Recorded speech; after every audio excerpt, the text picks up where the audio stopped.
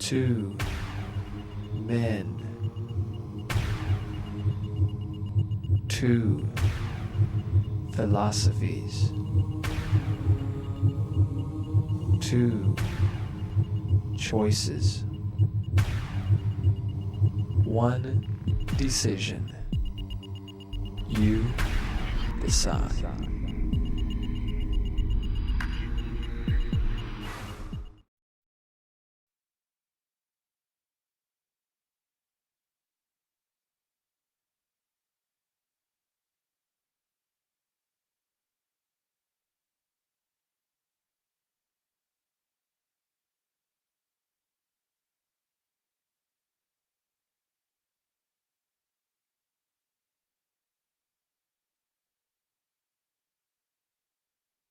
My goal tonight is to teach you something about science in general and evolution in particular. I'm going to assume that you're intelligent, but to some degree uninformed about these fields. There are some common misconceptions about the theory of evolution, but basically it just says that all living organisms on Earth today are descended from a few species that lived many millions of years ago. One big misconception about evolution is that it's somehow anti-God. But in fact, nothing in evolution argues against the existence of God. I believe the process of evolution is part of God's creation. Another big misconception is that evolution is, quote, just a theory, unquote. But in fact, there's extensive evidence for it, and that's what I'm going to tell you tonight.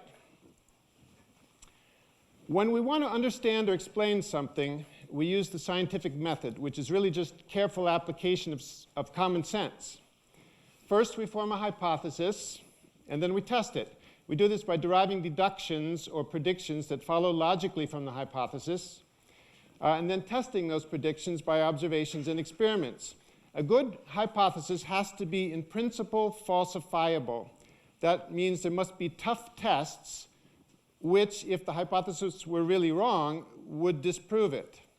Then, if the hypothesis passes all those tough tests, we conclude that it must be true. So let's take a look at the hypothesis of Dr. Hovind concerning the history of life on Earth, creationism. This says that the Earth and all living species were created in 1 week, about 4000 BC. Species don't change, and the Earth's features were shaped pretty much by a worldwide flood about 2400 BC. Now, 200 years ago, pretty much everybody accepted this. Even Charles Darwin was a creationist as a young man. But then people began to test it as a scientific hypothesis. And it failed all the tests. It became clear that the Earth is much older than 6,000 years. It's millions of years old, that living species can change over long periods of time, and that there just isn't any evidence for the supposed worldwide flood. So, Charles Darwin came up with the hypothesis of evolution by natural selection. This says the Earth is very old. Living things can change over generations, many generations. Living species can diversify into 2 or more separate species, and all species on Earth are descended from a few ancestral forms that lived in the distant past. The idea of evolution had been around before Darwin, but he made 2 big contributions. First, he proposed a plausible mechanism for how living things could change, natural selection. This says there are inherited variations among individuals. We now know that this is due to chance mutations, chance genetic mutations, and second, variations which favor survival and reproduction will be selected because they have a better chance to make it into the next generation. Similarly, unfavorable traits will be discarded. Darwin's second big contribution was that he followed the scientific method very explicitly, deducing predictions from his hypothesis and then testing them. And I'm going to go through Darwin's deductions as well as some more modern ones. Darwin's deductions number 1 through 4 were tests of natural selection. There isn't time to discuss them now, but it has been well established by field studies and mathematical models that natural selection works. In fact, it's got great practical relevance to understanding things like antibiotic-resistant germs and pesticide-resistant insects. Even creationists acknowledge, as they must because of these examples, that natural selection works, but they claim that it can only lead to small genetic changes. In fact, given enough time, major changes are not only possible but inevitable. For example, in human cells, about 50 to 100 mutations creep in per human generation. That's not much, but if it goes on for 1 million generations, several percent of the human DNA will have changed. So small changes can accumulate, and given enough time, the character of a species can change significantly. Now, this implies, from this it follows that if evolution is true, the Earth must be a lot older than 6,000 years, and it is. Astronomy, geology, and biology together provide us with a coherent and consistent view that the Earth is about 4.5 billion years old. Now, we can actually date rocks fairly precisely using radioactive atoms, and I want to take a minute to explain this. Radioactive decay is where one kind of atomic nucleus decays into another, like rubidium-87 decaying into strontium-87. The decay occurs at a constant rate, which is expressed as the half-life, the time it takes for half the remaining rubidium nuclei to turn into strontium. And we know the half-life of rubidium-87. That can be determined. So basically, if we measure the ratio of rubidium-87 to strontium-87, we can figure out how old the rock is. In practice, rubidium-87, strontium-87, and another strontium isotope are measured in many different minerals within the same rock. And the results are plotted. If the rock is just formed, those will form a straight line. But if the rock has been around for a while, and if the composition hasn't changed since it was formed, the points will fall on a straight line called an isochron, and the slope of that line tells the age. Here's an example of a rock from Michigan that was dated this way at 3.5 billion years using 30 different minerals within the same rock. Results can also be checked by using other isotopes. There's quite a few different isotope systems that can be used. The take-home lesson is that radioisotopic dating is really far more sophisticated and reliable than creationists would have you believe. Okay, so far we have a mechanism for gradual genetic change and enough time to account for lots of such changes. But has evolution really occurred? Well, Darwin's deduction number 6 is that if evolution has occurred, then species that lived in the remote past should be different from those that live today. And we can test this because we have fossils. It turns out that the vast majority of fossil species are different than those alive today, and that doesn't just include dinosaurs. Now, we can actually make a more sophisticated deduction. Deduction number 7. If evolution is true, that predicts that the percentage of fossil species that are the same as contemporary species should be lower in the older rocks than in the more recent ones. Note that the older rocks are those that are lower down because they were laid down first, and the newer ones were laid down on top of them. And this has been tested many times and confirmed always. Here is some data from Lyell in 1854, which was before Darwin published his work. In the more recent Pliocene rocks, you can see here, 96% of the fossil species were the same as species that are still alive. And in the older Eocene rocks down here, only 3% were the same. Okay. Deduction number 8, if evolution is true, it must be possible to demonstrate the slow change of one species into another. In Darwin's time, there weren't enough fossils to test this prediction, but now there are. The ancestry of the modern horse shown here is one of the best known examples, but there are lots of others. But we don't even have to rely on fossils to test this prediction. Here's an example. Herring gulls and lesser black-headed gulls in Europe can't interbreed, and that's what defines them as separate species. But the herring gulls of Europe here can interbreed with gulls in North America, and they can interbreed with gulls further west, and so on in a continuous chain around the Earth until you get back to the lesser black-headed gull in Europe. What this demonstrates is the slow change of one species into another geographically. And there are many similar examples. Okay. Deduction number 9. If evolution is true, there must be a mechanism by which one species can diverge into two species. Well, there are such mechanisms. Here's how it works. Remember, a species is a population of individuals who can all interbreed. The first step is that such a population gets separated into two subpopulations by a natural barrier, for example, or maybe by occupying different niches in the environment. And then, once they're separated like that, gradual genetic changes will take place in the two populations, and they will be independent because they're not interbreeding. They will change in different directions, and that can lead to chromosome rearrangements, things like incompatibility between the eggs and the sperm, and other physiological changes which result in the subpopulations then becoming unable to interbreed. So the result is two separate species.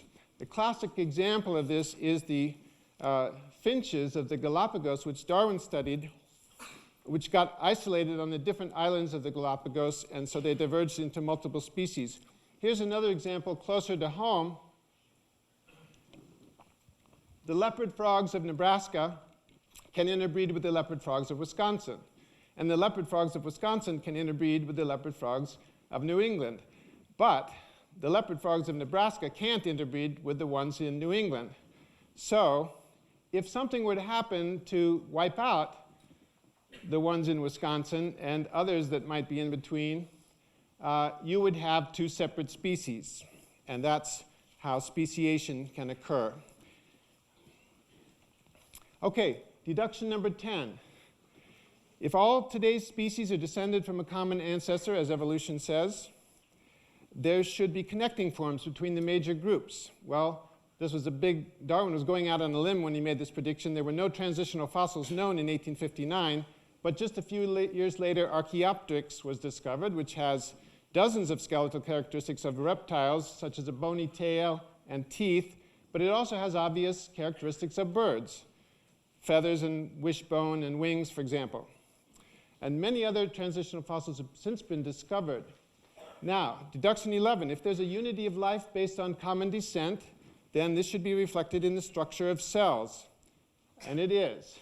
All cells have similar features. I won't go through them in detail, but then within these similarities, there are patterns of differences which are explained by the theory of evolution, but not by creationism. Deduction number 12, unity of life based on common descent predicts common molecular processes. This too is what we find. DNA, RNA, and proteins are in all organisms, and common mechanisms of metabolism. Control mechanisms. This last part means that we can learn a lot about human cancer by studying yeast. Interestingly, the genetic code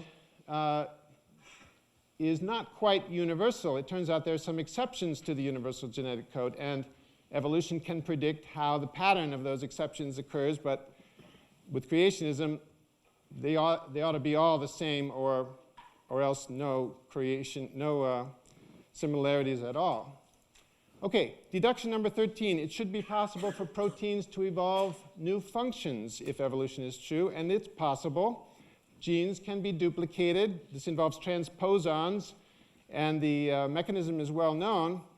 And interestingly, many of these genes become pseudogenes, which don't do anything. They just sit there because the sequences that promote the gene activity have been lost. Once a gene has been duplicated, then the two genes can evolve in separate ways, and sometimes you get new proteins with new functions. There's a lot of examples of this, but it's even becoming important industrially, as in the reference that's here at the bottom, for developing new enzymes that don't exist in nature. Okay, deduction 14. If members of a group share common ancestry, this should be reflected in their anatomy. And there's a lot of examples of this. It's very familiar. The homologous bones in vertebrate limbs is just one example. Deduction 15. Common ancestry should be reflected in embryonic development. Again, there are tremendous similarities. This is because evolution works by modifying what's already there. So since mammals descended from fish, it's not surprising that an early human embryo has gill slits and a tail, which later disappear. Interestingly, astonishing progress is made just in the last 10 years in understanding the molecular biology of embryological development. So we are now beginning to learn how new organs and body plans can evolve by modification of previously existing genetic programs. This is the cover of one of the many new textbooks in the growing field of evolutionary developmental biology. Okay, evolution predicts a unique and consistent family tree showing the relatedness of different species. This sort of thing used to be done by comparing anatomy, and the idea is that there's always nested patterns when you compare different features. But the best and most reliable and objective family trees of this type come from similarities in proteins and DNA. Suppose we compare three species, a particular gene in species X, Y, and Z. We measure genetic distance between each pair of species by counting the number of differences in the DNA sequences. For example, here, 4 differences between X and Y, 4 between X and Z, and 2 between Y and Z. And based on that, we predict a relatedness that Y and Z are more closely related. I should point out this is usually done with genes with thousands of DNA subunits, and this is shown with only 6 just for illustration. But this would predict a family tree like this. And once you have that family tree, that in turn predicts that the same pattern would be observed in all genes, not just this particular one. This is pretty surprising from the creationist point of view.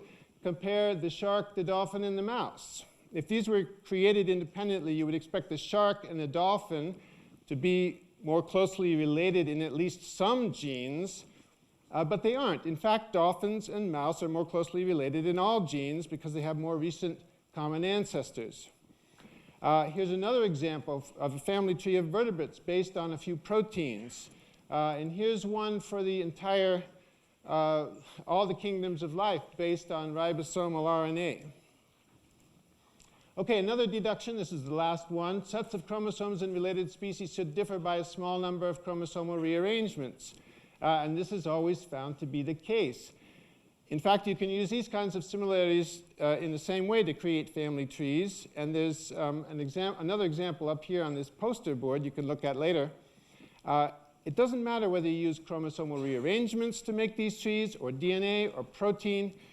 You always come up with the same family tree, which is exactly what evolution predicts. An important and useful consequence of this evolutionary relatedness is that we can use lower organisms as models to learn about human diseases. There are 280 genetic diseases in man for which the gene has been identified, and it has recently been found that the fruit fly has 2/3 of those genes. Now, Dr. Hovind might say this is because they have a common designer, but a nuclear power plant and a light bulb are both designed by General Electric. Do you think we can learn about 2/3 of the things that go wrong with a nuclear power plant by studying a light bulb? I somehow doubt it. In conclusion, evolution is a good scientific hypothesis because it makes many testable predictions. It suggests experiments and observations that we can do, and most importantly, it's potentially falsifiable or disprovable. This means that it makes such strong predictions that if they were not confirmed, the hypothesis would have to be rejected. And I challenge Dr. Hovind to tell us why creationism deserves consideration as a scientific hypothesis. Tell us what predictions it makes. Tell us how it could, in principle, be falsified. Tell us what observations or experiments could, even in principle, disprove it. But evolution is more than just a hypothesis. Its major predictions have been confirmed, as I've shown you examples. It has withstood people's best attempts to disprove it. It stood up to some really rough tests that could have easily disproven it if it hadn't been true. For example, suppose the world really were only 6,000 years old, like Dr. Hovind says. Then we would have determined the ages of lots of rocks, and none of them would have been more than 6,000 years ago, more than 6,000 years old, and so evolution would have been in the trash. but that's not what happened. Another example, if species were really created independently, then we might have found that dolphins had half their genes similar to sharks and the other half similar to mice. And so evolution would have been disproved, but that didn't happen. Another thing about evolution is that it explains things that no other hypotheses can, and as I mentioned, it's been extraordinarily useful in guiding productive research.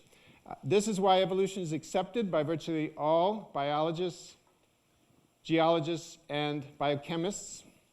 And that's why it deserves to be called a theory.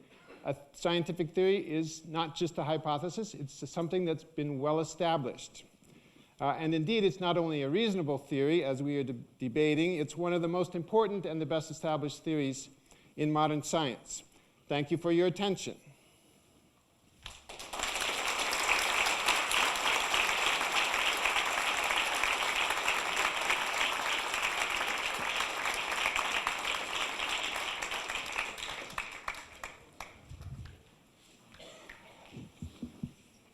Dr. Hovind will have 10 minutes for rebuttal, and then he will also be allotted 20 minutes to present his side of creation. All right. Well, thank you so much for being so patient. I apologize for being late. I didn't miss. The first flight was canceled leaving Pensacola, so they said the quickest we can get you there is 5 o'clock. I said, well, how far a drive is it from there to Oshkosh? They said, 2 hours. I said, let me drive. We will cut that down some. Amen. But it's an honor to be here tonight, and I appreciate you all coming out. What we're supposed to be discussing tonight is basically the question, is evolution a reasonable scientific theory? Well, I think we need to first of all define a few terms here. Evolution has quite a few different meanings. I got these straight out of the dictionary here. An unrolling, an unfolding process. The one we're discussing here tonight is probably more relates to number 4. It has to do with biology. The development of a species, organism, etc., from its original to its present state. Now, this definition of evolution is a little bit deceitful. What happens, as I'll show you in a minute, a lot of other things are smuggled in along with this definition. There is no question the organisms we have today are descended from their ancestors, obviously. And there is no question there have been some changes. Now, the question is, how far do the changes go, and where do you leave science and enter religion, speculation? The Christians have no argument, the creationists have no argument with organisms changing, but we think they're limited to the same kind. Several times, Dr. Paulson tonight emphasized the changing of species, the changing of species. Well, now, species is kind of a nebulous term. A dog, a wolf, and a coyote are a different species. Look them up. Canis lupus, Canis domesticus, but they're interfertile. Nobody's ever nailed down a good, hard, solid definition of species. The examples he gave of the gulls, not being able to interbreed, well, stand 30 feet away and look at it. It's still a bird. Okay? It's a gull. That's not evolution. The Bible never says they're going to bring forth after their species. The Bible said they bring forth after their kind. And just because you get two animals that end up being slightly different variety, that some scientist today decides to call them a new species, it doesn't mean they're a different kind. I did not see one example this evening so far of any evolution showing a different kind of animal. It's just what somebody calls a new species. So if we're going to deal with the development of species, organisms, etc., from its original to its present state, or that all species descended from earlier forms, I'll go along with that. Evolution happens. But that's not what the textbooks teach. They go many steps beyond this and teach the kids that all life forms came from one common ancestor. Probably all the dogs came from a common ancestor, and it was a dog. It doesn't mean the dog and the banana are related. Okay? Let's define a few more here, a few more terms. Reasonable, able to reason, fair, just, wise, sensible, not excessive. To say that a dog and a wolf have a common ancestor is reasonable, it's wise, it's sensible. To say that a dog and a banana have a common ancestor is not wise and not reasonable and not sensible. Now, if you want to believe that, that's fine, but that's not science. Science means to know, things that we can observe or test or demonstrate. A branch of knowledge, one that systemizes facts, principles, methods, skill, or technique. The basic word is knowledge, things that we can know. What can we observe, we can test, we can prove? I will contend tonight that absolutely nothing in evolution above the species level, if you want to use that word, can be proven. It's all speculation. It's all fairy tale. It didn't happen. Now, if you want to believe it happened, that's fine. You're welcome to believe that, but quit calling it science and quit using my tax dollars to put it in our school system with real science, because it doesn't belong there at all. Theory. A speculative plan that has been observed to some degree. By the first definition of evolution, yes, we have observed, there's no question, that animals can produce a lot of varieties. But I contend the variations have limits. Here's how science is supposed to work. You observe the universe, you create a hypothesis or a theory to explain the observations, and then you present evidence to support your theory. He asked in his closing remarks if I could provide some, let's see, why should creation be considered as a scientific theory? He wants me to present some predictions. Let me give you in a nutshell what the creationist model presents, and then we'll make a few predictions. The creation view says about 6,000 years ago, there was an instantaneous creation. All organisms were created together in 6 days.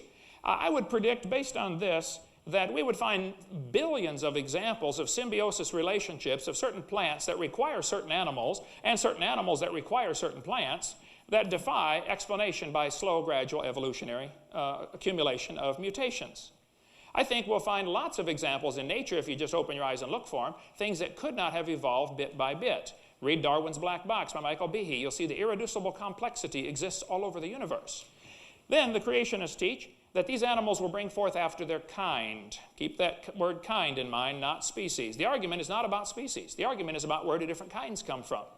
And I don't know if the kind is the same as our family level or genus level or where exactly it is. I'm not sure that our classification system that Carolus Linnaeus developed is the same one that God intended or that God made. I don't know. But I think it's pretty obvious to a 3-year-old that a dog and a banana are a different kind and a dog and a wolf are the same kind.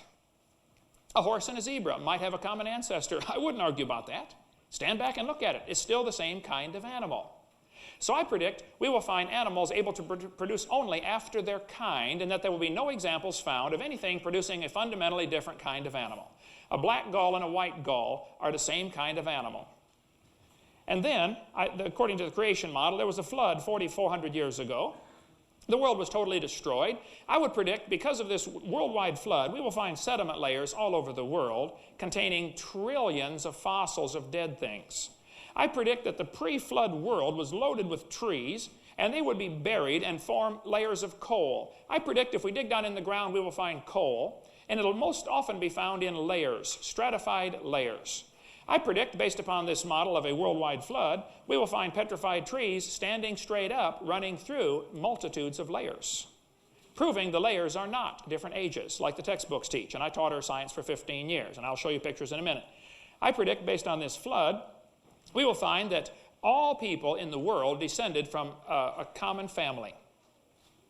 And when you look at mitochondrial DNA and the way it slowly changes, they find, sure enough, we got a common ancestor. There's been big deals in the newspaper about that. Mitochondrial Eve. They say, oh, everybody descended from a common woman. Well, I could have told them that. I can even tell them her husband's name.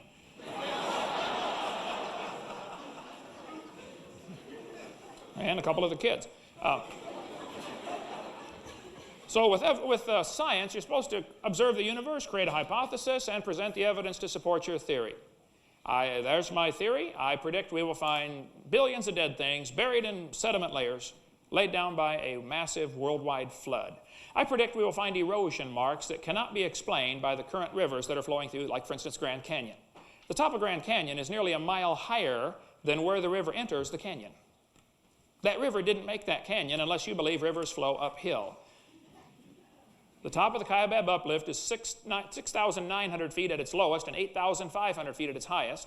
It ranges between 7,000 and 8,000 feet above sea level. The river at the base of Grand Canyon is 1,800 feet above sea level, but the river enters the canyon at 2,800 feet above sea level. Check it out. Rivers don't flow uphill. The strata are not bended like they were slowly uplifted. It's all horizontal bedding. That Grand Canyon was formed by the flood as the flood waters ran off. Grand Canyon is a breached dam across the Kaibab uplift. There's no possible way that river made that canyon. Go to north side of Mount St. Helens, where I was a few months ago, and you'll see the little bitty Toutle River, about 15 feet wide, flows through this massive canyon that's 1,000 feet wide. The canyon was made in 15 minutes. After Mount St. Helens erupted and blew all the mud down into the valley, dammed up the little creek, 5 days later, the river backed up far enough it got over the top of the dam, washed out a miniature Grand Canyon in 15 minutes. And at the bottom is a little bitty creek called the Toutle River. And I guarantee some brilliant professor someday is going to bring his kids down there and say, kids, you see this little bitty river? It made this big canyon, took millions of years. No, teacher, this took a few minutes of a massive worldwide flood. The evolution view says we all came from a rock as the earth cooled down 4.6 billion years ago and hardened into a rocky crust. And all life forms come from a common ancestor. I think that has been proven wrong numerous times. We see no evidence of that whatsoever. The Bible warned us about science that is falsely so-called. I'm convinced this evolution theory is a great exaggeration from the facts. The facts are we see animals produce variations. Darwin noticed a lot of varieties of finches, 14, varieties of pigeons. But then he extrapolated that way beyond the facts, and it became a religious worldview that destroys Christians' faith in the Bible.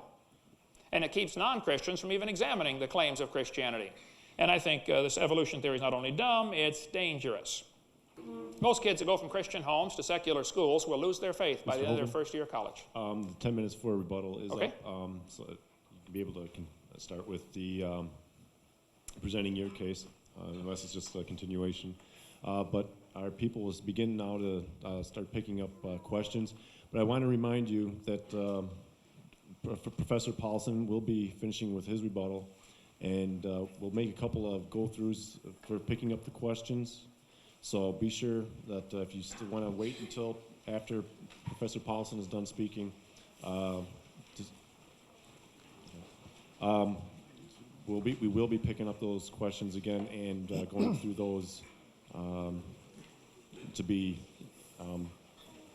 fair. I just want to remind, again, save the applause for afterwards. And I also wanted to mention that we're using this debate as a fundraising function for our student organization. And we ask that if anyone here or everyone here that enjoyed tonight's program would like to see such things as this brought to campus more often, we're doing this, we're trying to do this as best we can in a very unbiased way to moderate.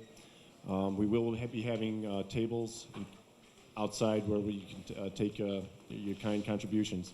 And thank you. And Mr. Hoven, then, you have 20 minutes for your presentation then. All right, thank you, sir.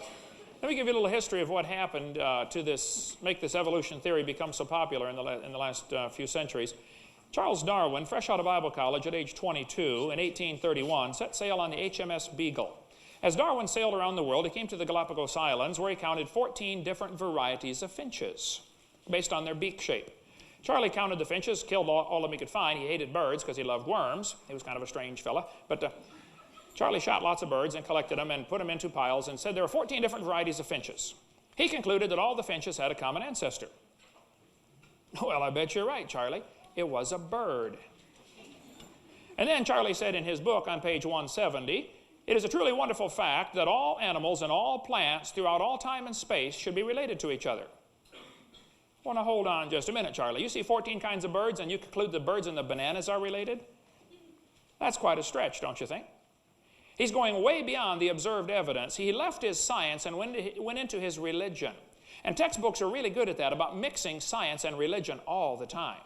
They say we can't have religion in schools. Well, we've got religion in schools as long as we have evolution in there. See, Charlie observed microevolution. Dogs produce a variety of dogs. Roses produce a variety of roses. This is a fact, folks. It happens. It's observable. And some people might call these different kinds of roses a new species, and they get all excited. Wow, we have a new species. Or a gull in this example. It's still the same kind of animal. That's not the real issue here behind evolution. The Bible says the animals are going to bring forth after their kind, not species. See, evolution is religious. There are 6 different meanings to the word. We have cosmic evolution. That would be the Big Bang. That's what the textbooks teach. 20 billion years ago, there was a Big Bang. Now, if Mr. Paulson does not believe what I'm about to share for definitions for evolution, if he doesn't think that's really fair to call that part of evolution, then please join me, Mr. Paulson, in getting this kind of garbage out of our textbooks. Because this is included with the evolution theory as far as the kids are concerned. They think that's part of evolution. Then we have chemical evolution. If evolution really happened, and the Big Bang, if the Big Bang produced hydrogen and helium, how did we get the higher elements? There are at least 92 elements naturally occurring, plus the synthetic ones. How do you get those? It's true that some of these higher elements form in stars, but now you've already got a star as a furnace or a factory to produce this. Originally, from your Big Bang, how did you get all these higher chemicals?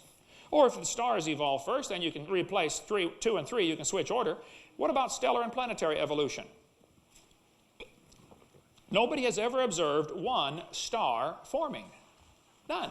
We've seen lots of them blow up.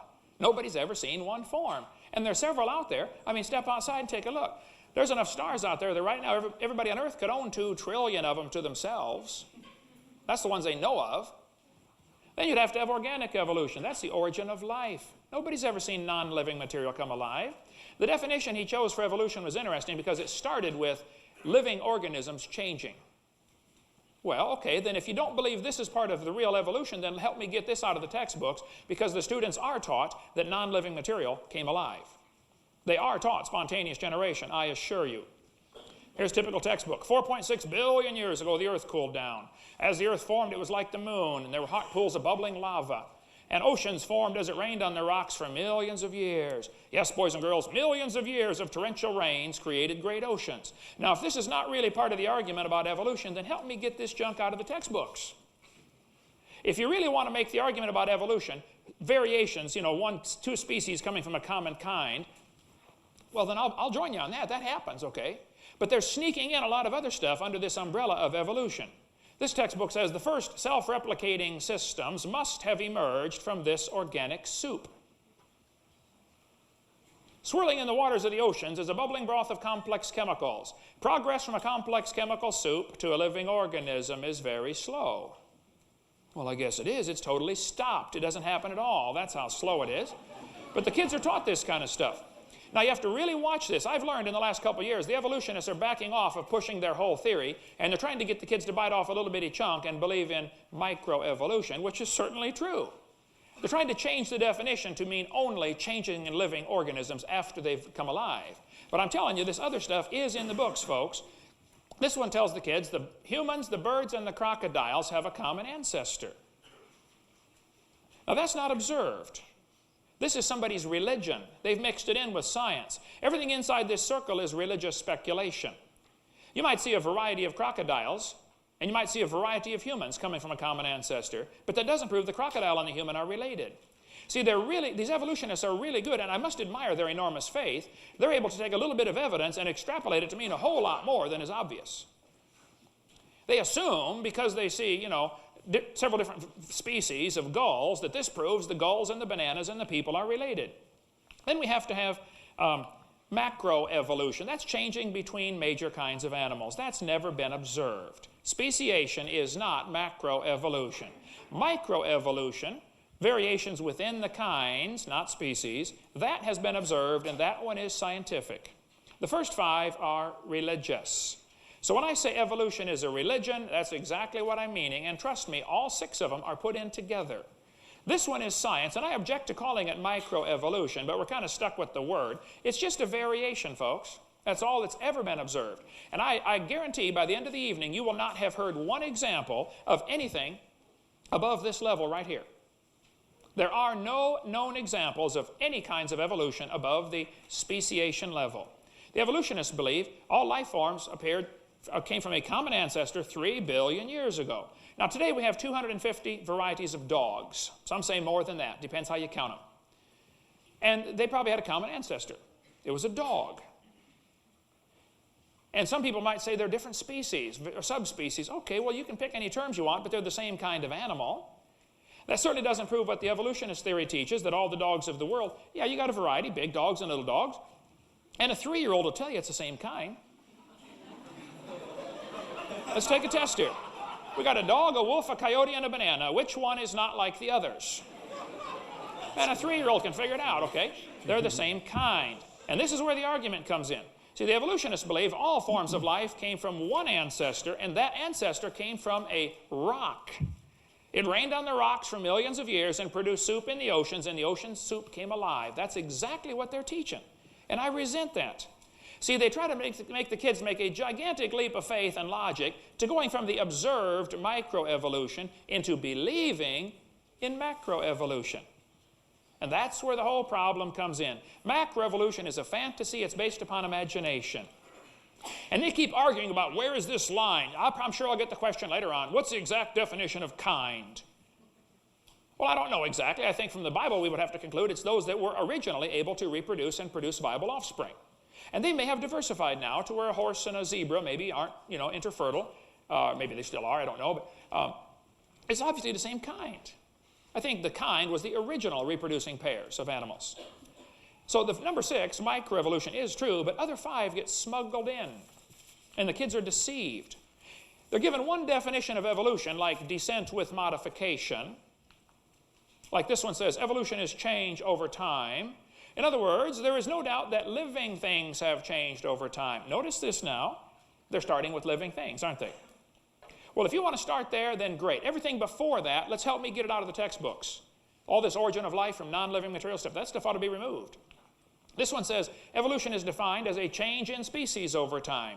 Now, folks, I'm here to tell you that is not really what they mean. They're using this as a hook to get the kids to believe in evolution, and then they're going to switch it to the real definition. They're going to include cosmic evolution and organic evolution, and anybody that doesn't believe in all 6 definitions is going to be told, well, you don't understand science. Inevitably, in every debate I do, the opponent, somewhere along the line, will say, well, the average audience just doesn't understand the complexity of these things. Translated, that means, I'm smart, you're too dumb. I guarantee you'll get that impression somewhere along the line. If you listen to the evolutionists talk long enough, they want you to think you're just too dumb to understand it. You need to come to this college and take a bunch of courses so you can finally understand all the complexities of evolution. See, in advertising, it's called bait and switch. If I said, I'm going to give you a new Mercedes for $10. You showed up at my house and I said, well, I'm sorry, how about this one? It's only $99,000. That's called bait and switch. That's illegal. People go to jail for that. And I think some of these textbook authors ought to go to jail for baiting the kids to believe in evolution with one definition and then switching it midstream. And trust me, that's exactly what they do. We got no quarrel with truth, folks, and I've got no quarrel with science. I love science. But tonight, I suspect you're going to continually hear evolution trying to be smuggled in with science. And I assure you, I won't let it happen. Not under my watch, anyway. Evolution is not science. I object to lies being included in the textbooks. There is no real evidence for evolution. I'd like to find out from you asked me several questions, Mr. Paulson. Dr. Paulson, here's some for you to answer. What real evidence do you have to show the Big Bang, macroevolution? Matter came from nothing, which is what the evolutionist has to believe. What's your best evidence that any chemical has ever produced a different kind of chemical, i.e. chemical evolution? What's your best evidence to show that one star has ever formed? That would be stage 3. What is your best evidence to show that life came from non-living matter, i.e. organic evolution? What is your best evidence that any animal has ever produced a fundamentally different kind of animal? If the gulls, getting from a white gull to a black gull that can't breed together, if that's your best evidence, well, then I win. I'd like to see a whole lot better than that. There's still a gull. I collect public school textbooks. I have hundreds of them, okay? Here's the type of thing the kids are exposed to. They're going to say, we have evidence of evolution. They have whole chapters, sometimes whole units on this, sometimes entire courses just about evolution. But look at the stuff they give these kids as evidence. Evidence from fossils, from structure, molecular biology. I could not believe he brought up some of the things he did. We'll get into those in a minute as his evidence for evolution that had been proven wrong years ago. Here's the typical stuff they use. Evidence from fossils, evidence from vestigial structures, embryology. I can't believe you brought that one up. That was proven wrong in 1874. DNA similarities, similar structure of limbs, the homology argument. We'll sort of deal with that one in a minute. And then oftentimes they'll say, well, there's poor design. Darwin said, if my theory be true, numberless intermediate varieties must assuredly have existed. Well, you're right about that, Charlie. Where are they? Well, even David Ropp, who's a strong believer in evolution, said, in the years after Darwin, his advocates hoped to find predictable progressions. In general, these have not been found. Yet the optimism has died hard. Boy, that's the truth. And some pure fantasy has crept into textbooks. Oh, you're kidding. Fantasy in our textbooks? Their evidence they use, they say fossils prove evolution. Now hold on just a minute. Let's put this in a court of law, okay? I'm going to be one of the attorneys, and the opposition stands up and says, Your Honor, we have evidence from evolution because we found a fossil. Like he mentioned Archaeopteryx, which again, I can't believe that one. We'll show about that one in a minute too. Okay, here's my proof for evolution. We have a fossil. I'd like to point out the obvious, Your Honor. If you find a fossil in the dirt, all you know is it died. You don't know that it had any kids, do you? You certainly don't know that it had different kids. And how come the fossils in the dirt can do something the animals today cannot do? Animals today can only produce the same kind. Why do you think the fossil in the dirt could do something that the animals today can't do? Why can it happen long ago and far away, and it can't happen today? I mean, if ape-like ancestors produced humans, let's have them do it again. I'd like to see it this time. Only let's get an observer now. Apes are still having babies, you know. Make another one. Then they're going to say there's evidence from vestigial structures. This one says the appendix is vestigial. The word vestigial means you don't need it anymore. Well, that's just simply baloney. You do need your appendix, okay? The appendix is part of the immune system, and people that have their appendix taken out are much more susceptible to all sorts of diseases. There's all sorts of research on that in the last 10 years. There aren't any vestigial structures. This one says the whale used to walk around. Here's typical stuff the kids are exposed to. Look at the whale's vestigial pelvis. That's what it says in the textbook. The whale's pelvis is evidence of its evolution from land-dwelling animals. Four-legged land-dwelling animals. Well, just hold on a second. Those bones right there in the abdomen of the whale are anchor points that muscles attach to. And without those muscles and those bones, the whales cannot reproduce. That has nothing to do with walking on land. It has to do with getting more baby whales. And the author that wrote that is either ignorant of his whale anatomy and should not be writing about it, or he's a liar trying to push some kind of theory off on these kids. Is that your best evidence for evolution, a vestigial structure? This one says humans have a tailbone that is of no apparent use. Well, my wife broke hers 3.5 months ago, and she's in excruciating pain tonight, 3.5 months later. Trust me, you need your tailbone. I was in a debate in North Alabama with the president of the North Alabama Atheist Association. He got up in front of God and everybody and said, folks, we got proof for evolution. The human tailbone, you no longer need it. I said, Mr. Patterson, I taught biology and anatomy. I happen to know there are 9 little muscles that attach to the tailbone, without which you cannot perform some very valuable functions. I won't tell you what they all are, but trust me, you need those muscles. I said, however, Mr. Patterson, if you believe the tailbone is vestigial, I will pay to have yours removed. Bend over. Won't take you but a minute to figure out that's not vestigial. There aren't any vestigial structures. And if there were, that's the opposite of evolution. That's losing something, not gaining something. Then the evidence from DNA similarities. Similar DNA proves the same designer wrote the code, folks. If God didn't make everything out of the same amino acids, we could only eat each other. God made it so the brown cow can eat the green grass and give the white milk and churn it and get the yellow butter, and I eat it and get the blonde hair because it's all made from the same amino acids. That's why there's similarities, not because they all have a common ancestor. I mean, a freshman law student in a court of law could tear that one apart, folks. That's not proof for evolution. And listen carefully tonight, because there is no evidence for any changes above the species level. Now, if you want to believe there is, you're welcome to believe that, but that's not science. That's your religion. And I think if you're going to keep my religion out of the school, we ought to keep your religion out of the school also. Evolution has no business being in the schools.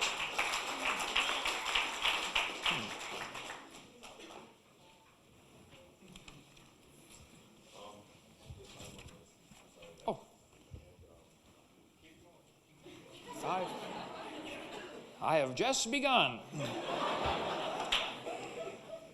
Dr. Paulson mentioned evidence from development. This is often called the embryology argument. This textbook tells the kids, the similarity between early stages in development of many different animals helped convince Darwin that all forms of life shared common ancestors.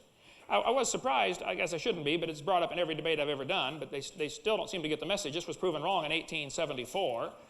Those little folds of skin under the jaw of the human embryo are not gill slits. They develop into bones in the ear and glands in the throat. They never have anything to do with breathing. They are not gill slits. And it ought to be criminal to call them gill slits. And any textbook author that puts that, any teacher that teaches that to his kids in school, after he's exposed to the truth, he should be fined at least or expelled from teaching if he's going to deliberately lie to the kids. Ernst Haeckel, embryology professor at Jena in Germany, at the University of Jena, he read Darwin's book in 1860. He loved it. It converted his whole way of thinking. His lifestyle was changed. Ernst Haeckel taught embryology, the study of embryos. Ernst Haeckel made this drawing right here, similar to the one Dr. Paulson showed us a moment ago, about the embryos having gill slits and tails. Haeckel made up this entire thing in 1869. He was trying to help Charlie out because Charlie said we should find evidence for my theory. 10 years later, they had none, so Haeckel made some up. On top are Haeckel's drawings. Underneath are actual photographs of those creatures. Now, either Haeckel is a lousy artist or he is a liar trying to promote some kind of religious worldview. Having studied it quite a bit, I'm convinced he was just a liar, that's all. He was actually convicted of fraud by his own university. In 1874, they had a trial, and Haeckel was convicted of fraud. I mean, convicted their own professor. But Haeckel's drawings still appear in textbooks today. They appear tonight on the screen. I can't believe this. This concept of embryology, proven wrong a long time ago. Then they're going to say natural selection causes evolution. The fruit fly is often brought up as an example. They nuke these flies and microwave them and x-ray them and get them to have all sorts of mutated babies. They get flies with curled wings. They can't, fly around. Flies with no wings at all. What do you call that? A crawl? He can't fly. But you get all these mutated flies, and every fly they get's worse off than the original fly. And that's proof of how we get ahead. Folks, that's not evolution. It's still a fly. And it's a worse off fly. This one about the peppered moth was proven wrong several years ago. The guy had to glue dead moths to the trees in order to take the picture for your textbook, kids. The peppered moth experiment is baloney. It didn't happen. It didn't work. But it's still in the textbooks. Then the evidence from structure, called the homology argument. He mentioned this as one of his evidences for evolution, his lines of reasoning. Similar four-limb structures in the human, the cat, the whale, the horse, etc. It's true, there's a similar design in the forelimb. I don't argue with that. I agree. I taught biology for years. But similar structure proves a common designer. Doesn't prove a common ancestor. And if you were in a court of law and you brought this up as evidence for evolution, I'm telling you, a freshman law student would poke the holes in this one. Say, excuse me, Your Honor, this doesn't prove we had a common ancestor. Couldn't it prove the same guy designed everything? I could point out that the lug nuts on a Chevy will screw onto a Pontiac. It doesn't prove they both evolved from a Honda 21 million years ago. The same guys are designing them, folks. And I could probably point out that if you looked at the code of Microsoft Windows as opposed to Microsoft PowerPoint, you'd find billions of similarities. Probably spell check is exactly the same in both programs. Because they're coming from the same designers, that's why. That's time. I got more.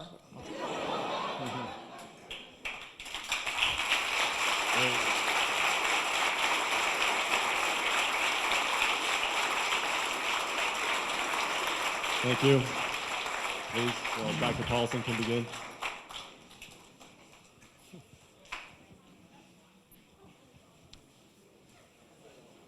So I have 10 minutes.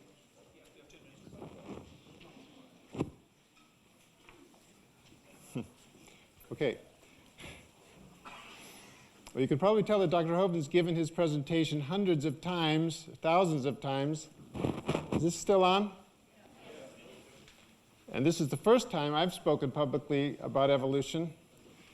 But, so he's got some good jokes. But unfortunately in science, truth is not determined by who can tell the best jokes. So we have to look at evidence. Dr. Hovind has, to be quite frank, he's made a lot of false and misleading statements. And I would like to be able to rebut them all, but I don't think I can do it in 10 minutes. I couldn't even write them down as fast as he was saying them. I told you at the beginning that my goal for tonight was to teach you something about science.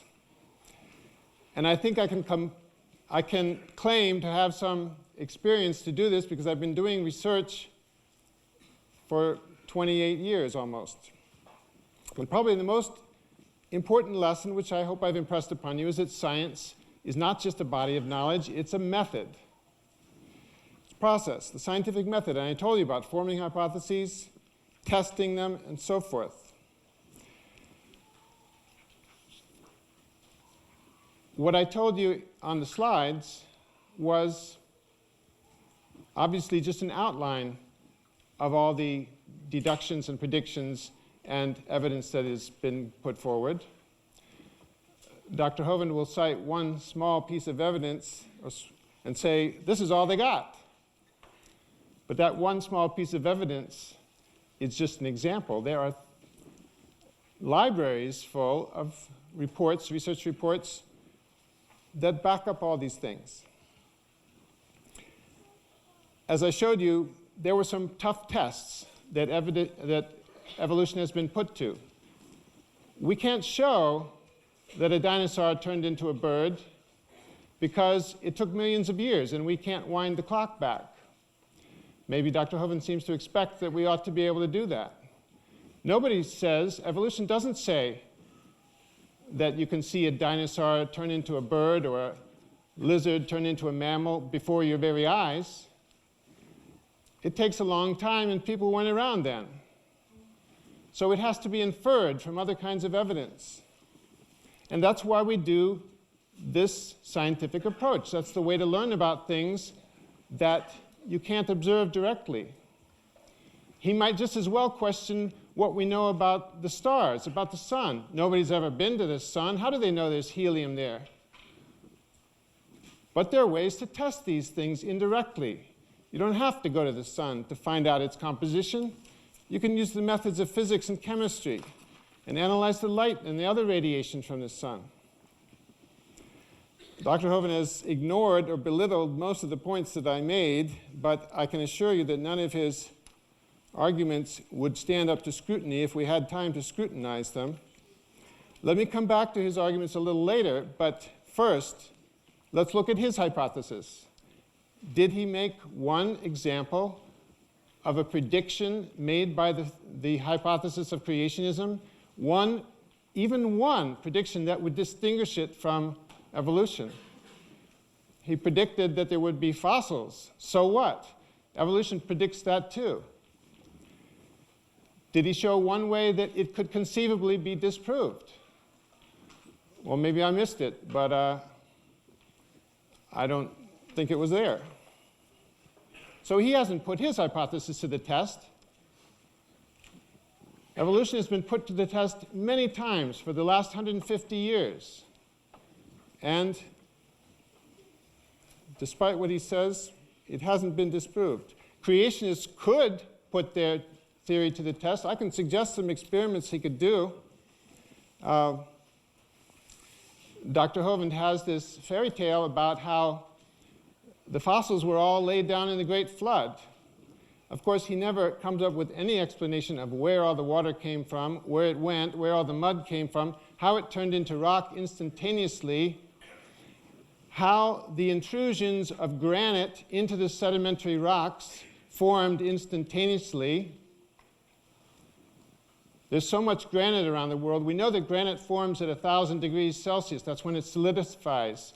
The granite that's in the earth today, intruded into sedimentary rocks, presumably must have formed after the flood, after the rocks were laid down. You can calculate that all the heat in those granite rocks would have been so much, all the heat released by cooling those rocks would have been so much that the oceans would have been boiling. At least it solves the problem of how Noah fed those 20,000 species of terrestrial animals and reptiles, birds, and animals. He fed them boiled fish. So he could test his hypothesis, for example, by looking at coprolites or by looking at tree pollen. His hypothesis predicts that dinosaurs and modern plants were on the earth at the same time.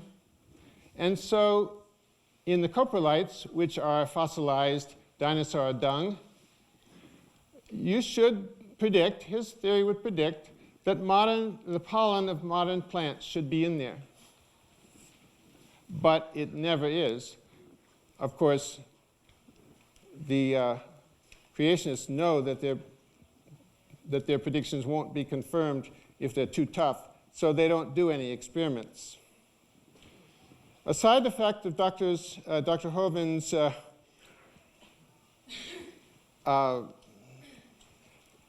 trying to avoid having his hypothesis tested is that he goes through some amazing mental contortions to explain away the data that's staring him right in the face.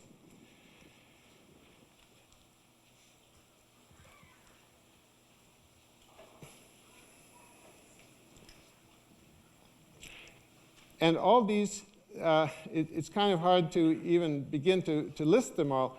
So many of these things that he comes up with. All the fossils being laid down in the flood. There are so many fossils in the rocks of the world. The sedimentary layers are, on average, miles thick. And the number of fossils is so great that if they were all alive at the same time, well, there wouldn't have been any standing room for Noah to build his ark. In fact, the animals would have been piled on top of each other. So those kinds of things just doesn't make sense. He comes up with a good answer to every little thing, but altogether they don't add up to anything. Sorry, I don't know what caused that. Dr. Hoven says that evolution is a faith.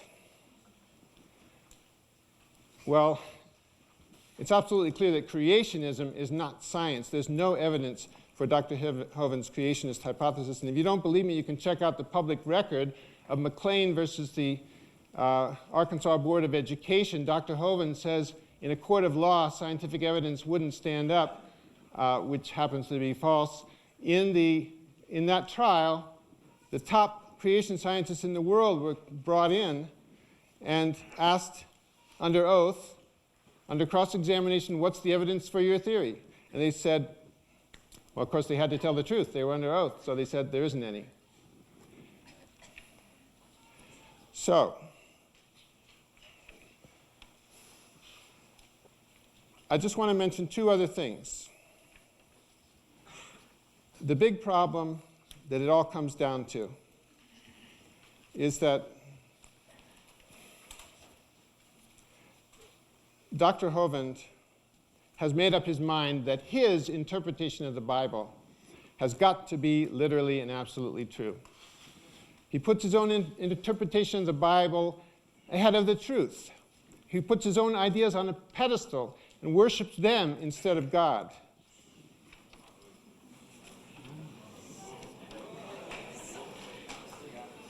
Creationism is a dumbing down of God.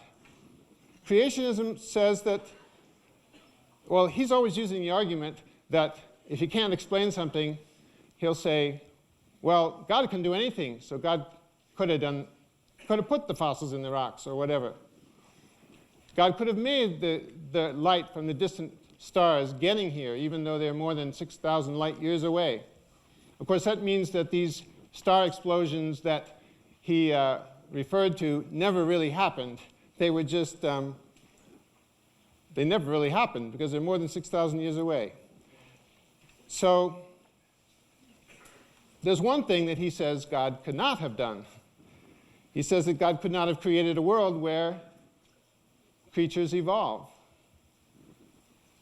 into different kinds or whatever they are. He never tells us what a kind is, so I'm afraid I can't respond to whether kinds can change. I guess if I could show that they change, he would revamp his definition. So, in conclusion, I want to say that we need evolution in our schools because it forms the basis for modern science and medicine. There is so much research going on model organisms like yeast that should have no applicability to humans if there's no relationship between the two. But it is. Valuable advances have come from that. Applying evolutionary theory to the study of influenza virus has led to predictive ability to show how flu is going to change so we can make better vaccines. Those are just examples. But in conclusion, if we don't teach our students about evolution, there's no way that they can understand modern biology or medicine. Thank you.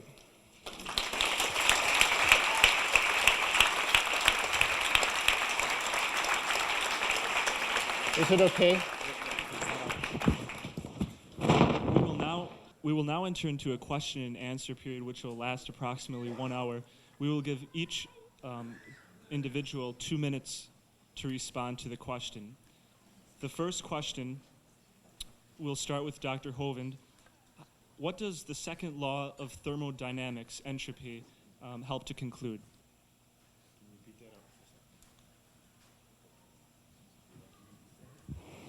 The question is, what does the second law of thermodynamics, entropy, help to conclude? There are 3 laws of thermodynamics. The first one basically boiled down says something to the effect that matter/energy cannot be created or destroyed. It can only be changed. The second law is a corollary of that, which says that in any exchange, things become less ordered. There's something lost in every exchange. When you burn gasoline, there's an awful lot of it wasted as heat. About 30% goes to turn your wheels, and the rest is lost as heat, irretrievably lost. Since every known exchange leads toward more disorder, the obvious conclusion is that the universe is winding down, and therefore there must have been a beginning. Typically, the evolutionist response will be that this only takes place in a closed system. Well, I'd like to point out the universe is a closed system, unless you want to speculate some outside energy source outside the universe. They'll say, well, the sun supplies energy to the earth. Well, yes, I know, and it's 100% destructive unless there's a very complex mechanism to utilize this energy called chlorophyll. Filling your front seat full of gasoline will not make your car run faster. You have to have a complex mechanism to utilize that energy, called a carburetor system and a drivetrain, engine, transmission, etc. So to argue that second law of thermodynamics can be overcome in an open system by adding energy is ridiculous. Adding energy only works if there's a very complex mechanism to utilize the energy. The sun will eventually bake the paint off your car, destroy the roof of your house, break up the concrete in your driveway. It's 100% destructive to everything on earth except chlorophyll. So before life is here, very complex life, the evolutionist is really at a brick wall as far as explaining. The second law of thermodynamics is evidence there had to be a beginning, and there will be an end, an ultimate heat death, and it could not have created itself.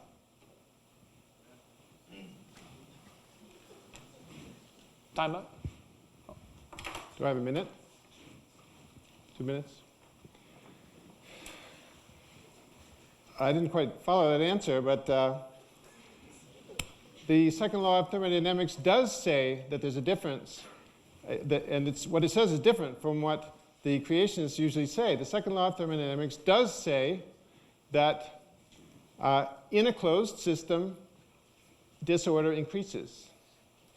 And living things are not closed systems, and that's why in living things, disorder can decrease. If Dr. Hovind doesn't know the difference between an open system and a closed system, I suggest he make himself into a closed system right now. Stop eating, drinking, and breathing. And about 10 minutes from now, we'll check back and see if his disorder has increased. It will. But the point is, disorder can decrease, order can increase. It happens all the time whenever any living thing grows because it's taking in energy and food from its environment. And this has nothing to do with whether or not evolution could have occurred or not. In fact, it could have occurred because because order can increase and when energy goes in. And as he said, we get energy from the sun. I'll stop there. Next question is directed for Dr. Paulson. Simple question. Please explain the dating procedure of the geologic column. This is from Eric. Okay, the dating procedure of a geologic column. I'm not a geologist, but from what I know, the geologic column was put together in the early 1800s, before Darwin. It was based on the observations of the guys who were building the canals around Britain, and they discovered that in the cutaways for the canals, the same layers of rock were seen everywhere. And that had some practical usefulness for them because some layers of rock were more porous and they didn't want to cut into those when they were doing the canals. So they studied this and figured out the different layers in the different parts of the country and how they corresponded. They also noticed that there were fossils in these layers, and that some of them were, and that the fossils were found in the same, the fossils were distinctive for the layers. So the geologic column was putting together all these layers. Now, not all the layers occur in every place, because not every place was building rock throughout the whole history of the Earth, and some of the rocks have eroded somewhere along the way. But they could be put together, and that was before the theory of evolution came along. Later it became clear why there were the different changes in the fossils in the different layers because evolution had taken place. And much later still, radioactive dating came into play, and that confirmed the relative ages. If all those rocks were laid down in the flood, it's quite astonishing that they formed such nice layers, and that the ratios of radioactive elements just happened in all the layers to fit the older to younger pattern. I give a very long answer to this question on my video number 4, or you can get on my website, drdino.com, and get a long answer. He's right about the history of the geologic column. Developed in the 1800s. Charles Lyell's the primary fellow in 1830 with his book, but they gave each layer of rock a different name and age and an index fossil. The geologic column is actually the Bible for the evolutionist. Everything must be interpreted in light of this geologic column. It can only be found one place in the world, that is in the textbooks. The geologic column does not exist, and they know that. If there were a column of sediments, unfortunately, no such column exists. There are a few places where you can find the index fossils in some kind of order that they have arranged, but that doesn't prove the geologic column exists anywhere. These layers of strata, like you see in Grand Canyon, all form very quickly. There are no erosion marks between the layers.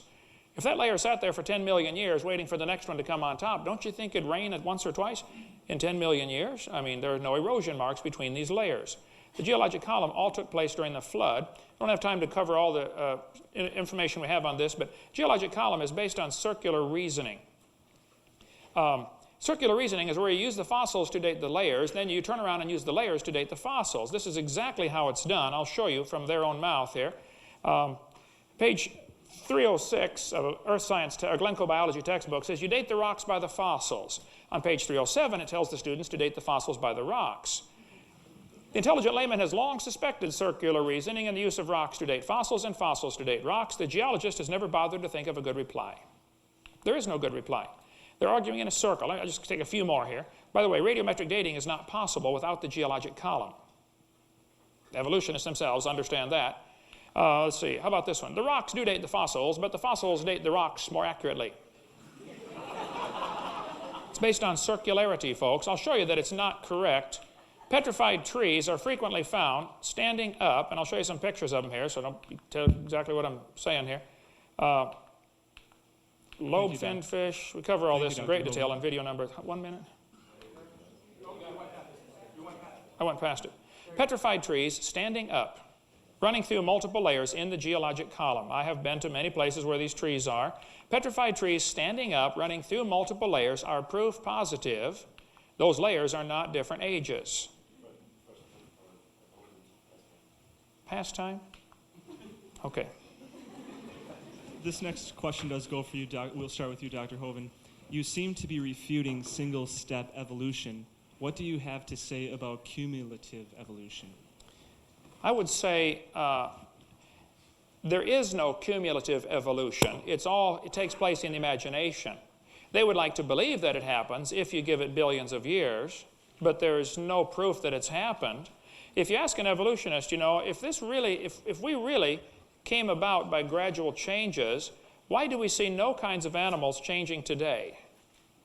Would you please give me your best example of a transitional form alive today? Lots of animals are still having babies. I mean, let's see one today, okay? If they say, well, we don't live long enough to see this change, okay, well then let's see one in the fossil record.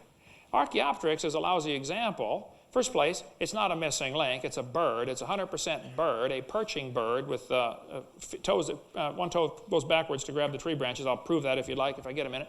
But absolutely 100% modern birds are found in rock layers that they date at 130 to 140 million years old, which is way before dinosaurs went extinct. So he said several times tonight that dinosaurs turned to birds, and I'm telling you folks, even by their geologic column, the birds were already here 130 million years ago. And I've got the evidence for that in a different presentation. It'll take me a minute to find that, but it didn't happen. There is no evidence whatsoever for this macroevolution. It only takes place, you have to imagine that it happened. And I'm sure we'll get a response like, well, we see these little changes, and if we had long enough time, time is the hero to the plot. And I'm telling you, it doesn't help, okay? Everything falls apart with time. It doesn't get better. Thank you.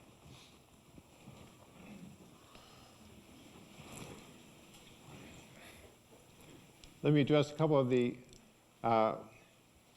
false statements that Dr. Hovind has just made. He said that Archaeopteryx was 100% bird. That's absolutely not true. Archaeopteryx has many characteristics of reptiles and not of birds. In fact, most of its skeletal properties are those of reptiles. Claws at the end of the arms or wings, teeth, bony tail.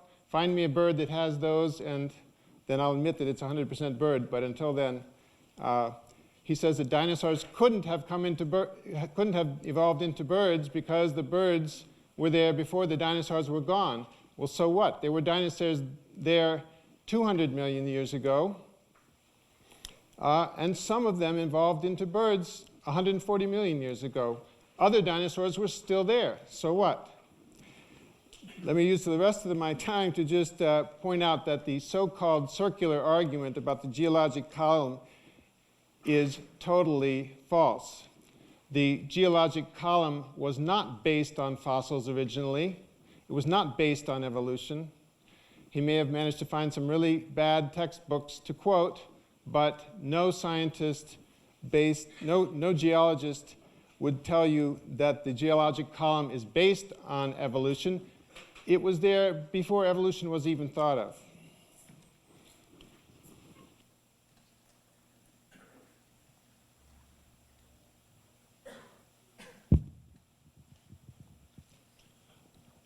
Going back to starting with, again, Professor Paulson, the question simply, how does evolution explain symbiotic relationships? And by that, I take it that they're talking about relationships such as the honeybee and flowers that are utilized by the honeybee, totally different separate species. I'll give an example. Again, I'm not an ecologist, so I don't know specific examples, but there is one example of an insect and a cactus, I think it is, that are totally dependent on one another. The cactus needs the insect for pollination. The insect needs the cactus for food. And the argument of the creationists is, well, how could they have evolved? Because if you took either one away, they wouldn't be able to survive. But all you have to think about is that in the past, some point in the past, there may have been several insects that fed on that cactus, and several different plants on which that several different insects that could pollinate that cactus, and several different plants on which that particular insect could survive. But with time, some of the other plants and insects died out. That cactus changed gradually so that it became more dependent on just that insect, and that insect became more dependent on just that plant. So there's no contradiction. In fact, those are good examples of how evolution can work.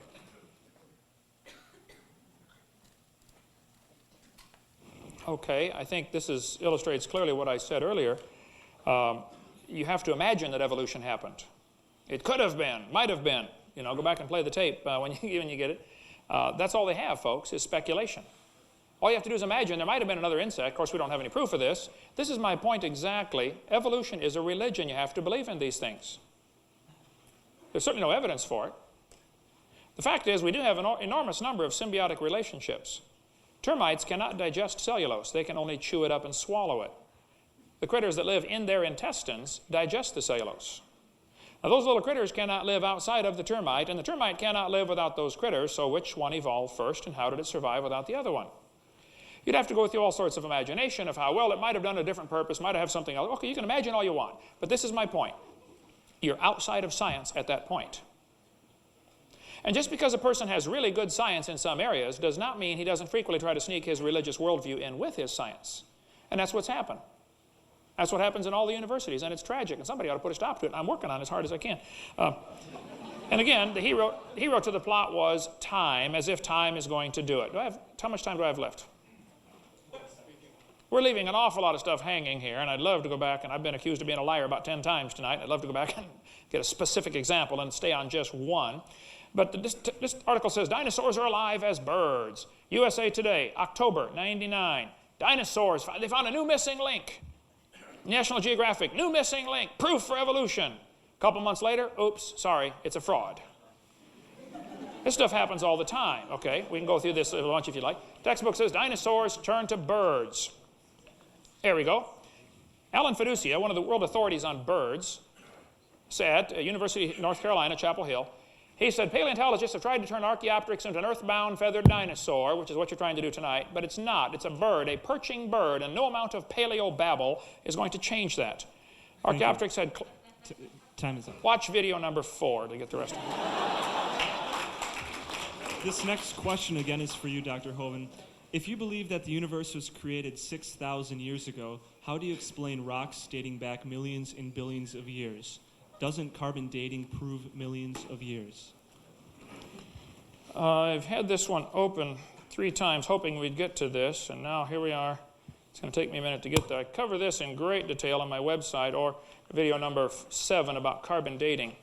Carbon dating, I wish we had 2 hours to go through how it works. I'm very familiar with it. It doesn't work at all, and I'll show you why. Based on several obvious assumptions, and a freshman law student could take it apart in a courtroom. Living mollusk shells, carbon dated 2,300 years old. Science Magazine, volume 144. Freshly killed seal, carbon dated 1,300 years old. Antarctic Journal, volume 6. Shells from living snails, carbon dated 27,000 years old. One part of a mammoth, carbon dated 29,000 years old. Another part dated 44,000 years old. Geological Survey, professional paper 862. Baby edema, carbon dated. One part was 40,000, another part's 26,000, and the wood next to it is 9,000. The lower leg of a mammoth, carbon dated 15,000 years old. The skin was 21,000 years old. 2 mammoths side by side gave ages of 22,000 and 16,000. Living penguins dated 8,000 years old. They had, in Berkeley, California, the most advanced dating center we have, tried to date Homo erectus fossils. They thought it would be 250,000. He kept making the same startling find. Swisher said the fossils are 53,000 years at most and 27,000 years old, at least. What I'd like to point out, Your Honor, that's a 96% error. I think this is a little bit less than an exact science. It's time. Okay.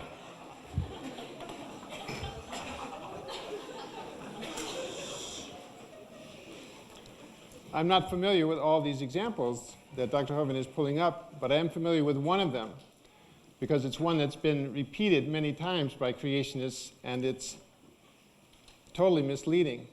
There are indeed snails that have been dated, living snails, which have been dated to 3,000 years old. But there are times when radiocarbon dating is not applicable. Radiocarbon dating assumes that the carbon in the organism came from the atmosphere. In the atmosphere, the amount of carbon-14 is fairly constant because cosmic rays are hitting the atmosphere and converting nitrogen into carbon-14. But those snails picked up their carbon from carbonate rocks that had dissolved into the stream where they were living. And because of that, the carbonate rocks were very old, and the carbon that was in the carbonate rocks was very deficient in carbon-14 compared to carbon dioxide that's in the air. And that's why those snails appeared to be very old. In fact, carbon dating has been applied to tree rings, and the correspondence between the tree rings and the carbon dates has been shown to be very accurate. It's actually, the expected error is about 10% because the amount of carbon-14 in the atmosphere seems to vary, and it has been shown to vary over the last 100 years or so based on, it varies, and it's correlated with activity on the sun, which is correlated with the amount of cosmic rays. In fact, carbon-14 is not used for dating rocks at all. It's only used for dating things less than 50,000 years old. The carbon-14 half-life is too short to use for dating longer things. And so the other elements that I mentioned back in the beginning of my presentation are used for dating rocks. The next question is for both speakers. Either one of you can start, whoever would like to go first. The question is, right now science is arguing the evidence of design. What is the nature of this argument and importance of design in this discussion? You want to go first? Okay. If I understand, the question is, what is the importance of the argument from design? You know, things appear to be designed. I would say it's real simple. There was a designer, and I happen to know him personally.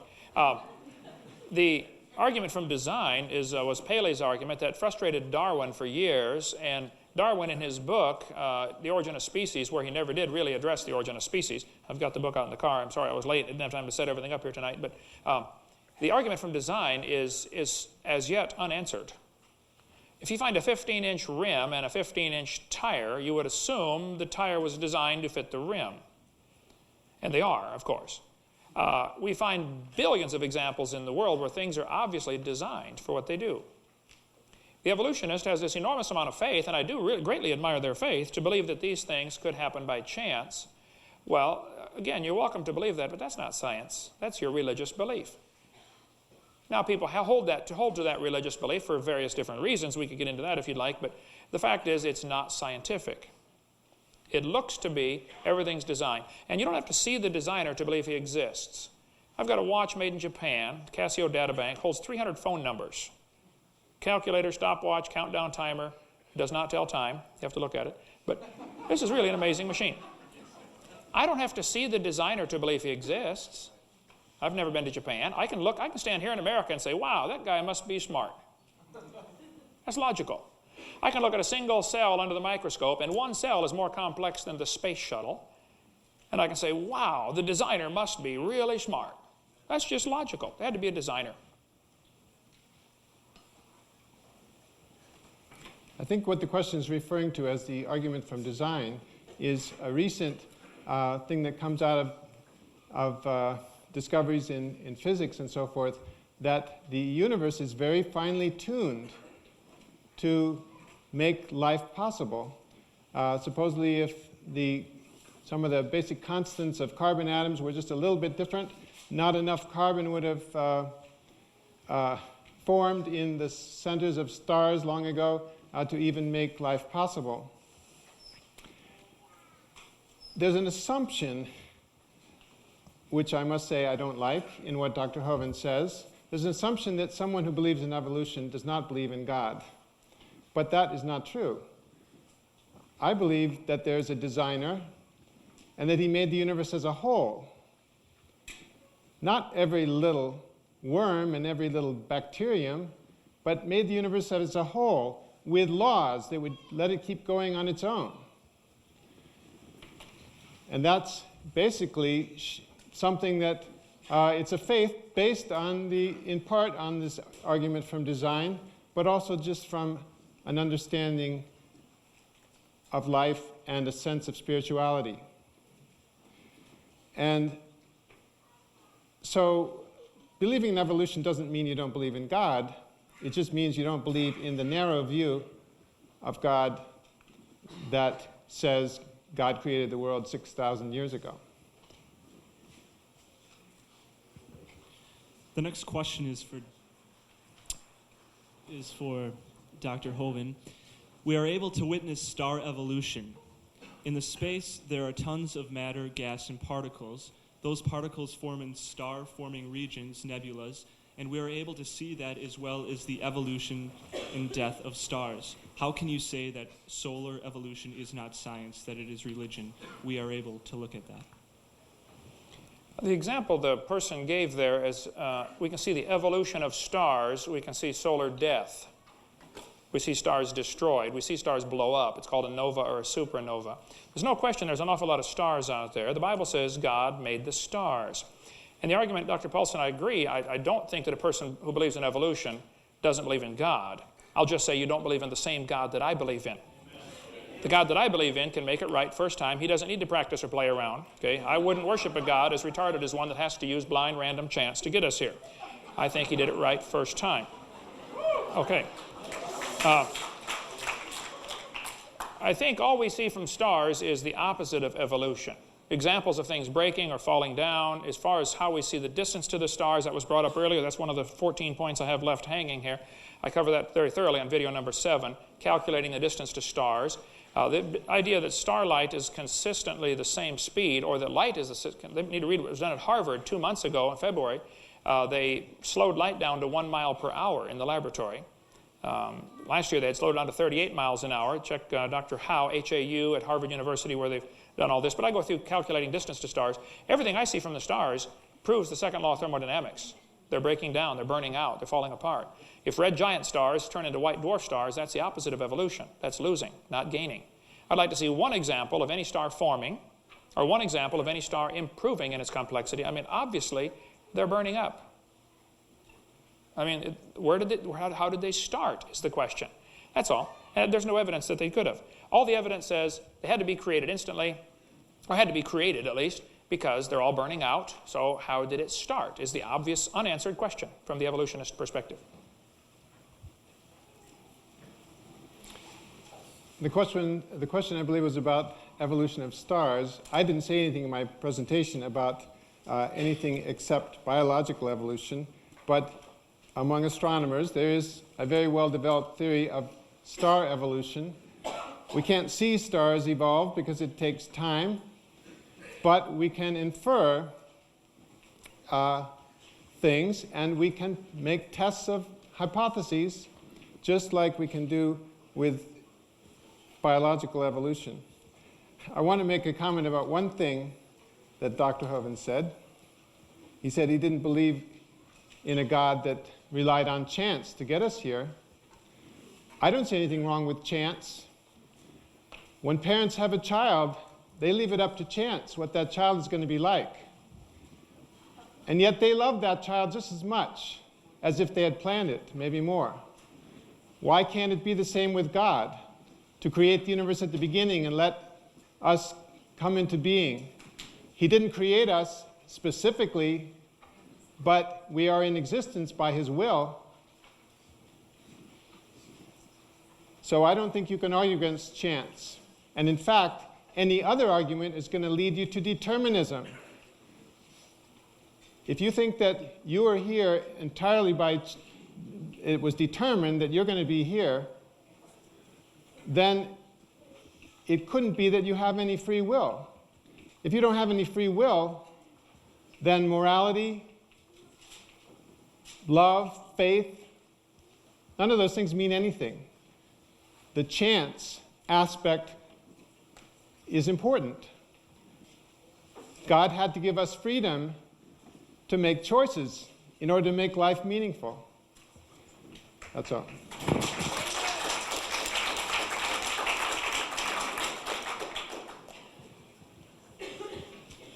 Starting with Dr. Paulson, a question is, are there any examples of non-life evolving into life? Did you say non-life developing into life? Okay. I think the answer is no, but I'm assuming you mean the answer, I'm assuming you mean in the laboratory. But the hypothesis that life originated, I didn't talk about this because I believe it's a separate issue, and it complicates things, because the hypothesis that living things came into existence from non-living matter by natural means is obviously much less well developed than the theory of change of species that I talked about. But still, the hypothesis that living things came into being from non-living matter can be tested. It makes predictions that can be tested, and it's certainly not proven. It's not even well established, but it has made some predictions that were quite surprising, which have turned out to be true and quite useful.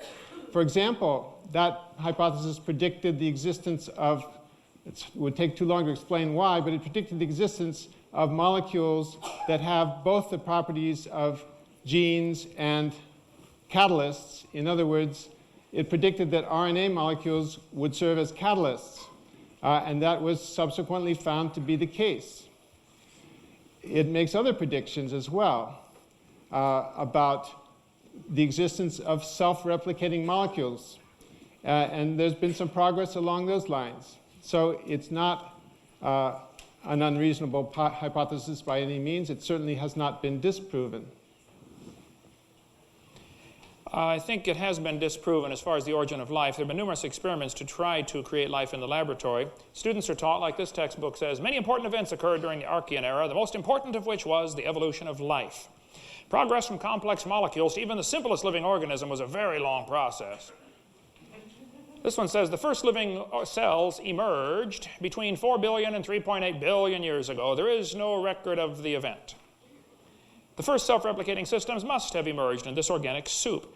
What they did in the laboratory, Miller and Urey and many people since then have tried to make life in the laboratory by circulating methane, ammonia, water vapor, and hydrogen through some tubes with a lightning spark in there to simulate lightning in the early atmosphere. This is all fictitious, but this is what they think, okay? This textbook tells the kids he made a mixture that was rich in amino acids. Talk about propaganda. That's propaganda at its best. He didn't make life. He didn't even come close. He excluded oxygen from his experiment because he knew the presence of oxygen would break down any amino acids. It would be oxidized. So they purposely excluded oxygen. The problem with that is, if you don't have oxygen, you don't have ozone, and ozone blocks UV light, and UV light destroys ammonia. And that was one of his gases. So life cannot evolve without oxygen to protect the ammonia. The other problem is, the Earth has always had oxygen. The lowest rocks in the layers prove that. And he filtered out the product in his experiment. That's not realistic for us. What would happen in nature? What he made was 85% tar, 13% carboxylic acid. Both are toxic to life. You make a mixture that's 98% deadly to what you're trying to produce, I don't think you could call that a success. He produced basically 2 of the amino acids. It takes 20. The amino acids bond quickly with tar and acid. They will not bond with each other as fast as they will with the tar and acid. If we had an hour, we'd go through all this. He did not make life in the laboratory. What he made was a problem because they proved that it can't be done. Amino acids will unbond in water much faster than they bond, and the oceans are completely full of water all the way to the top. And Brownian motion is going to drive them away from each other. It's not going to put them together. He did not make life in the laboratory. They've never even come close. All the experiments have shown us that there must have been a designer, an origin of this. This question again for you, Doctor. We'll start with you, Dr. Hoven. You kept talking about kind. What about the the closer similarities of a dolphin and a shark that you see by stepping back 30 feet, when in fact the DNA and protein evidence shows that the dolphin and mouse are more similar? How can you explain this? I would explain the dolphin and mouse similarity. First, if a person says the dolphin and mouse are more similar in their DNA, I would like to ask exactly what are you examining? Because if you look at cytochrome C, you'll find that the human's closest relative is a sunflower. If you look at the eyes, our closest ancestor is an octopus. It depends on who's doing the examining and what you're trying to compare, and also what point you're trying to prove. I think that the mouse and the dolphin are both mammals. They both breathe air above water, so that's a similarity. That's common sense that a designer would do that. As far as the DNA sequencing proving anything, if I had time, give me a warning on the question, I can call up a bunch of pictures on this. Watch video number 4. I think the DNA is so complex. I mean, it's unbelievably complex. One DNA molecule is beyond comprehension in its complexity. Just the DNA found in one cell in your body right now is much greater than all the computer programs ever written in the history of man combined. That's all found in one cell in your body. So to think that this happened by chance is just fairy tale stuff. Now, I don't object to anybody believing in that. You can believe in the tooth fairy, Easter bunny, Santa Claus, evolution. I don't care what you believe in. But don't call it science, and don't make me pay to put it in the schools. That's all I'm saying. They ought to keep that stuff at home or start a private school and teach evolution to those that want to pay and come learn it. That would be fair. How many minutes was that? How many minutes was that? That was about a minute and a half, maybe 2 minutes. Seemed like more.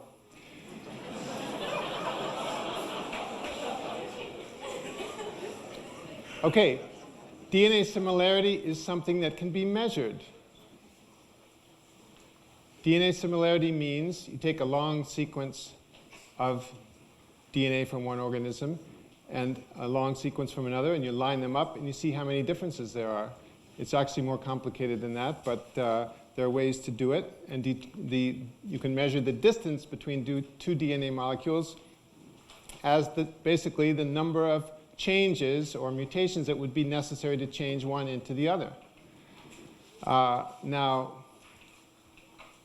you might be interested to know that apes and humans have DNA where 99 out of every 100 subunits of the DNA are the same. Now, it would be interesting to ask Dr. Hovind which one was made in the image of the other, because that amount of similarity is pretty suspicious if they were created independently. If two of my students brought term papers in, and I looked through them and I found that of 1,000 words, 990 were the same, I would begin to suspect a little bit of plagiarism. But in evolution, it makes sense that more similarly related organisms will have more similar DNA. And that's exactly what we find. And it's consistent across all the parts of the DNA. Now, I don't know what he was saying about cytochrome C of sunflowers and humans.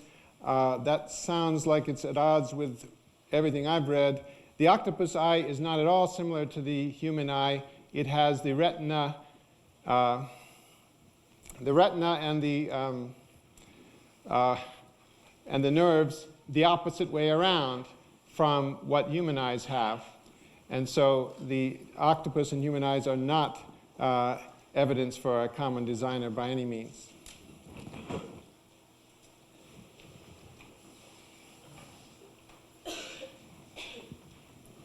Thank you. I will start again with you, Dr. Paulson. How do you explain the relationship of apes and humans to the Neanderthals? Isn't it true that living things evolve to meet their ecosystem? Organisms can evolve from rocks, but live by constant chemical reactions. Could you repeat that? Yeah, please. Sure. How do you explain the relationship of apes and humans to the Neanderthals? Isn't it true that living things evolve to meet their ecosystem? Organisms can evolve from rocks, but live by constant chemical reactions. Well, there's 3 questions there. Do I get 6 minutes? Go ahead. I'll just take 2, because the second 2 don't make much sense. Actually, the first one, apes and humans and Neanderthals. Neanderthals, as far as I'm aware, are an ancient form of human being, probably still Homo sapiens, that is really very similar to modern man. Mitochondrial DNA from Neanderthals has been studied, taken from the bones of Neanderthals, and there's about 4 times, I think it's like 4 or 5 times as much difference between the Neanderthals and modern humans as between different groups of modern humans. So the idea is that they were a group that diverged from the main line that led to modern humans some hundreds of thousands of years ago.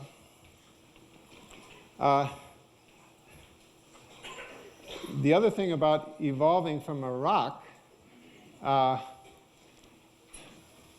well, if life evolved from non-living matter, then obviously some inorganic substances became part of organic living cells.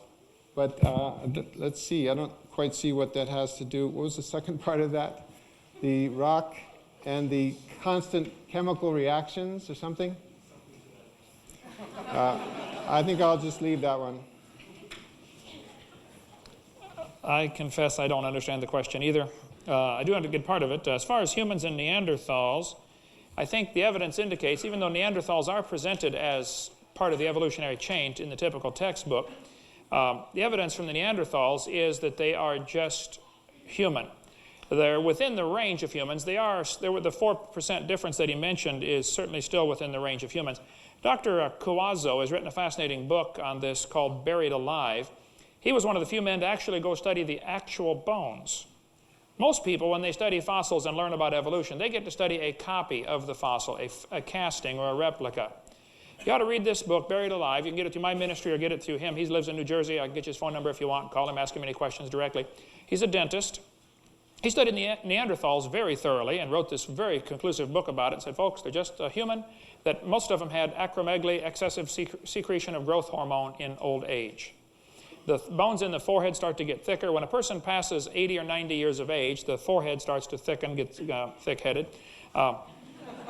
And he's thinking these people are probably over 100, and they develop slower. He found much evidence of slower, delayed maturation. Today, people mature and are able to produce children when they're 12 and 13. These are probably more like 16 or 18 or 20, delayed maturation. And it's just a fascinating book answering about the Neanderthals. As far as humans or anything coming from a rock, that's my whole point. It didn't happen. But ultimately, if you boil away the big words, the evolutionist has to believe we came from a rock 4.6 billion years ago. I mean, there's no way out of the argument. That's what they believe. They keep trying to hide and say, well, we're only talking about living organisms evolving. Well, then get the rest of the stuff out of the books. Join me. Help me get that stuff out of there. That'd be a good cause. All right, thank you. We have 10 minutes remaining in our question and answer session, and we'd like to take the opportunity for each doctor to present a question to the other and then allow them 2 minutes to respond to that. So we'll start with Dr. Paulson if you'd like to ask Dr. Hovind the question. Yeah, get him in to get prepared. Or we can start with the other, either or. Do you have a question? Oh, I got lots of questions, right. Sure. We'll start with you. I still would like to know, you mentioned that there's libraries full of evidence for evolution. Would you please simplify it down? What is the best evidence you know of? You said you studied this for 28 years. What is the best evidence you know of any kind of animal producing a different kind? You mentioned about the gull, the white and the black gull. If that is not your best evidence, please tell me what is. Don't just say there's lots of evidence. Just please tell me your best one. Will you tell me first what a kind is? I did. You said I didn't give the definition of kind, and I did. I said animals that originally were able to reproduce living, viable offspring. And they may have diversified now, where for some reason they're no longer able to reproduce. Great Dane and a Chihuahua. Well, technically they can have a few mechanical problems, but the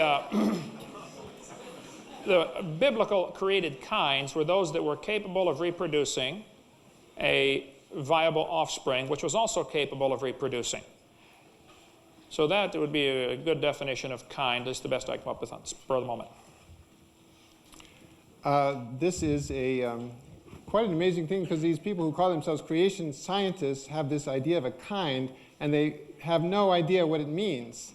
You just can't pin them down.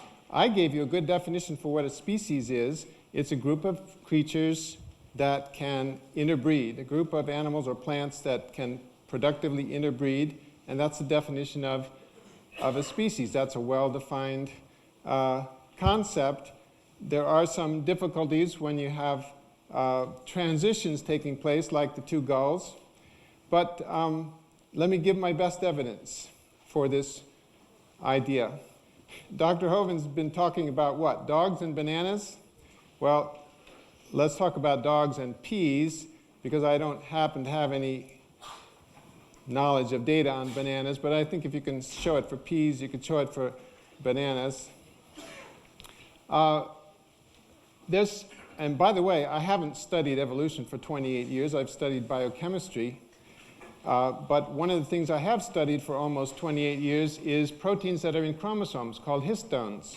And there's one of those called histone H3. There's 5 of them, 5 main classes altogether, but there's one called histone H3 that is very conserved in evolution. The explanation for this is that it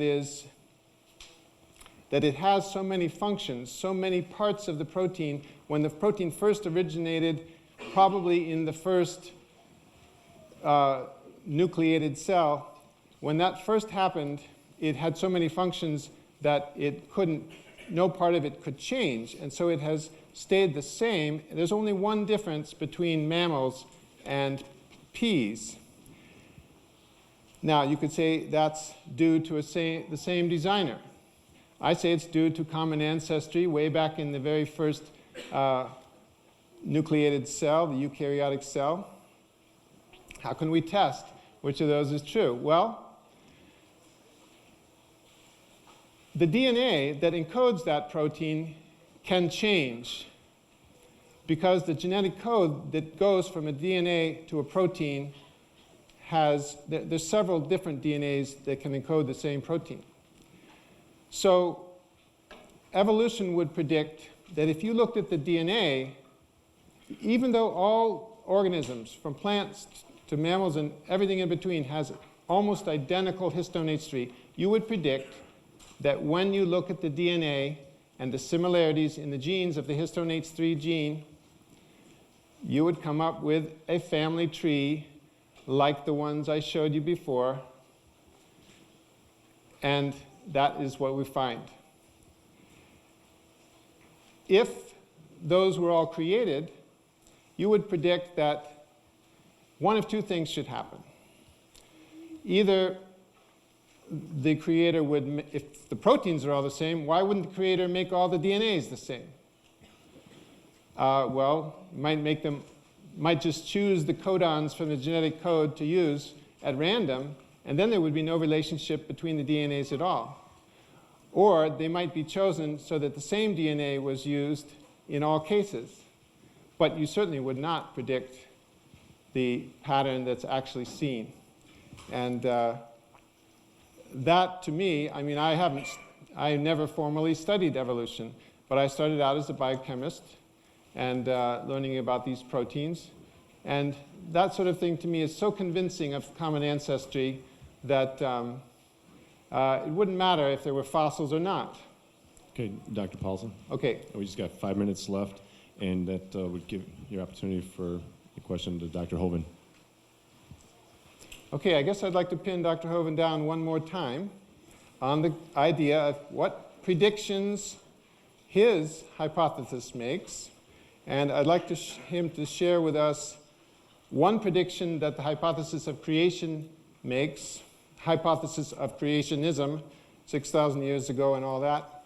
One prediction that would distinguish it from evolution, one case where it makes a different prediction, and secondly, a prediction by which it could conceivably be falsified.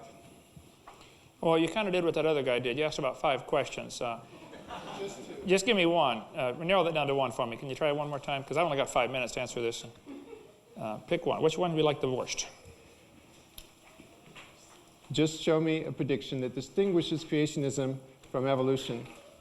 Creation predicts that animals will bring forth after their kind.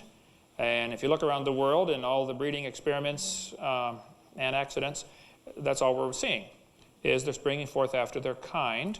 I gave you my predictions. There's going to be animals that produce after their kind and plants that produce after their kind.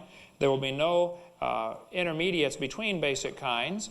I gave you a definition of kind, capable of reproducing. Your definition of species was interesting, that is similar to my definition of kind, animals capable of reproducing, and yet a dog and a wolf are different species. But they can interbreed, so you don't have a good definition of species, I don't think either. And again, we're arguing back to between micro and macro. Where's the border line? That's what the whole argument is about here. Where's the line between micro and macroevolution?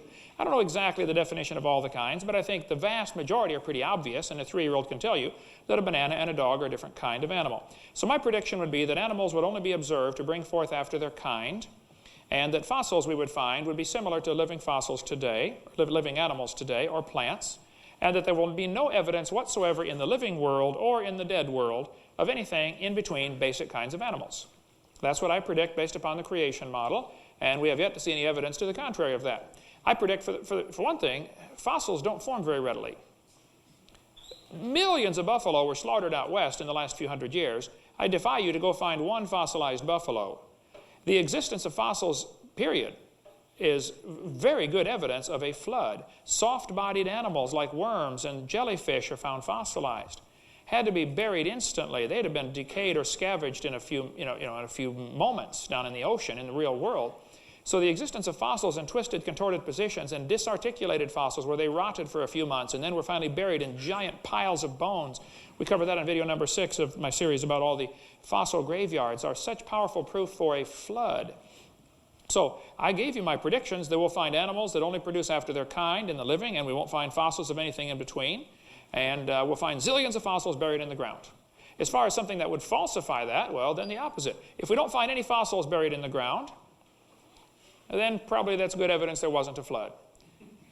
If we find animals regularly producing different kinds other than themselves, wildly different kinds, that are also capable of reproducing, that would be good evidence. That would falsify the creation theory. And yet I'd like to see those. There is none of that. There's no evidence for that.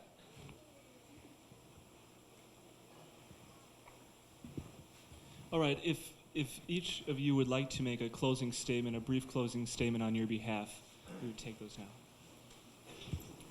How long will that be? 2 minutes? We won't time you. If it's long as you keep want. it somewhat brief. Well,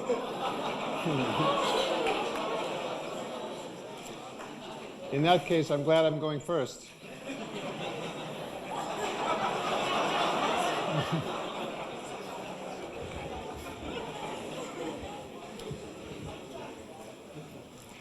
Well, I would just like to reply to the question, the answer, rather, to my question that Dr. Hoven just gave. I understood him to say that his hypothesis of creationism predicts that all the fossils in the ground would be the same as fossils that are alive today. That sounded like what he said. He certainly said something about there not being any transitional fossils between the groups that are alive today.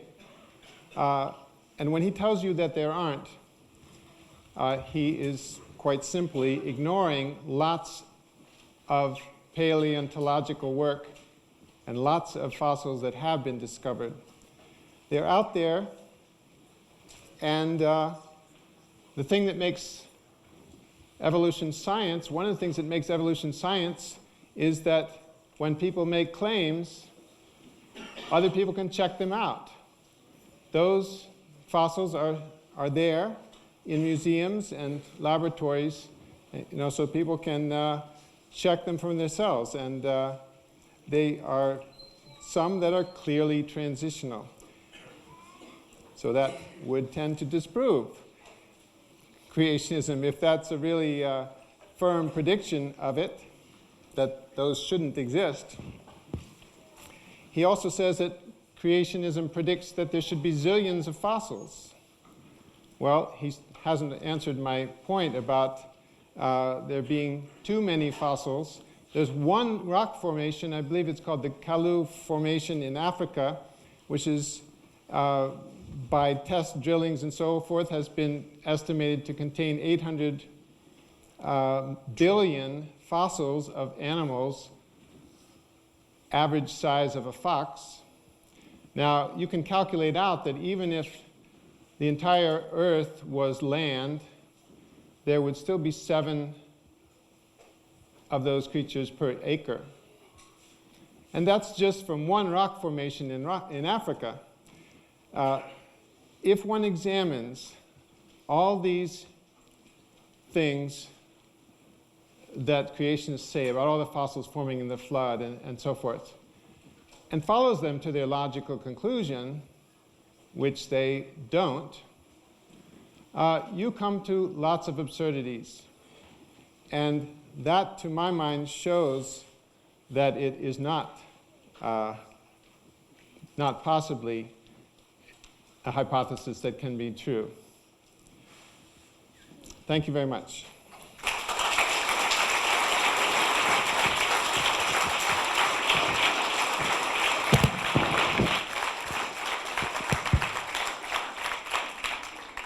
Well, thank you so much, Dr. Paulson, for coming. I will have to say it is very difficult to find opponents for debates on this topic. The majority of evolutionists seem to want to stand in front of their freshman students where they have the academic and psychological advantage, and they don't want to seem to defend their faith. Last week I was in Menominee, Wisconsin, and they asked 200 professors to come debate. They got 0 takers out of 200 that were invited to the debate. The week before that, I had a debate in Minnesota, and they asked, probably 100. 2 said they would do it if there could be 2 against 1. It is really hard to find opponents for this subject, and yet I think it's a vitally important subject. I think students need to see both sides. The point is, both creation and evolution are religious. You have to take one or the other on faith. The Bible says pretty clearly, the invisible things of Him, talking about the Creator, from the creation of the world are clearly seen, being understood by the things that are made. You can look at what's made and say there must have been a designer. Even His eternal power and Godhead, so they are without excuse. If you're here and you have been taught or believed in the evolution theory and believe there is no God, I'm sorry, God says you are without excuse. See, God does not believe in atheists. The Bible says, for this cause God shall send them strong delusion, that they should believe a lie. Now, if you believe that we came from a rock over 4.6 billion years, you are deluded. You have believed a lie. And somebody needs to help you with that, and I'll be glad to help you. Okay? See, if creation is true, then there's a creator, obviously. If evolution is true, there is no creator, or there is not a creator who does it like He said He did in the Bible. If creation is true, there are rules, standards, right and wrong. If evolution is true, there are no rules. Please explain to me, what is sin? What is wrong? If evolution is true, how do you decide right from wrong? I had a kid tell me one time he was an atheist, so I asked him the question, how do you determine right from wrong? He said, well, that's easy. I decide if something's right or wrong because I'm the God of my own universe. And folks, that's what it boils down to right there. Some people don't like the idea of rules. Thou shalt not commit adultery. Thou shalt not steal. They don't like those rules. And so they'd rather choose a theory that says we came from a rock rather than accept the consequences of having some rules on their life. So since the kid told me he decides right from wrong, because he's the God of his own universe, I said, well, I'm glad to hear about that, son, because I'm going to shoot you in 5 minutes.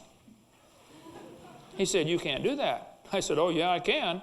I'm the God of my own universe, and I decided it's fine for me to shoot you. Now think about it. If evolution is true, how do you determine right from wrong? If creation is true, there's a purpose to life. God made you. He loves you. He wants you to come to heaven. If evolution is true, there's no real purpose to life. Strongest survive. If it feels good, do it. If creation is true, man's a fallen creature. He needs a savior. If evolution is true, you don't need a savior. Saved from what? There's no such thing as sin. If creation is true, then man brought death into the world, and death is a horrible thing. But if evolution is true, death is a wonderful thing. That's how we get ahead. Think about it. If evolution is true, one species evolves a little better than the rest. What has to happen to this substandard? They have to die. See, if evolution is true, Adolf Hitler was right.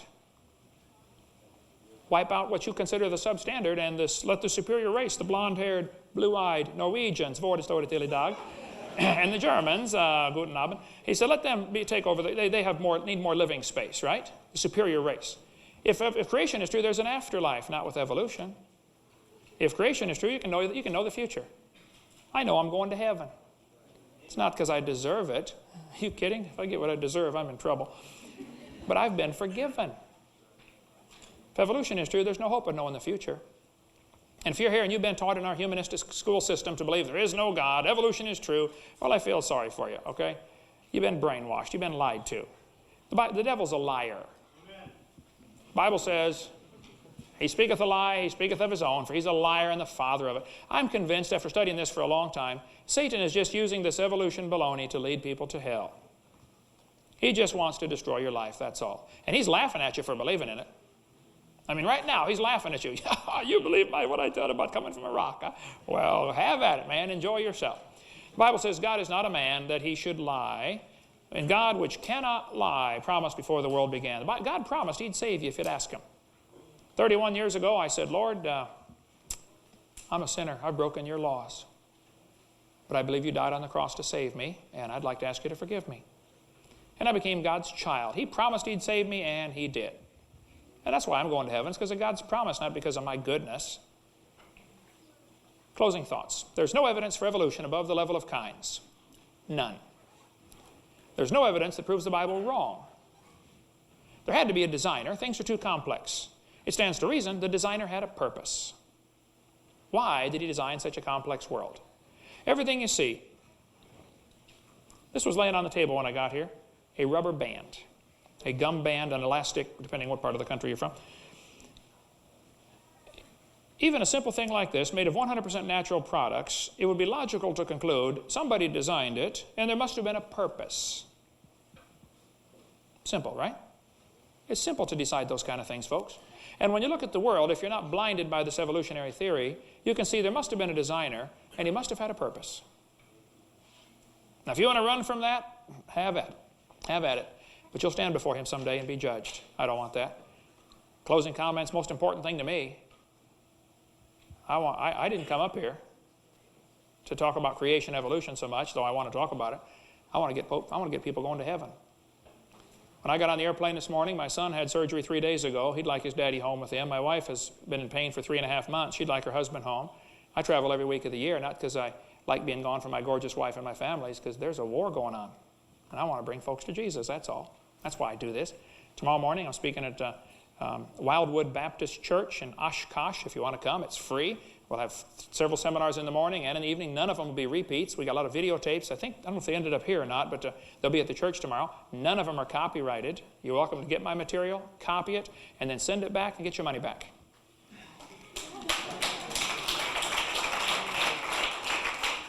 If you're here and you already believe the Bible and you already believe in creation, then what on earth are you doing, for heaven's sake? Find something to do. There are thousands of kids in this town being taught evolution. Thousands of them in this university. This is a mission field right here. Some of you Christians ought to say, man, let's get some of these kids converted back to common sense, that believe in God made them instead of they came from a rock. Thank you so much for coming, and we'll do this again anytime.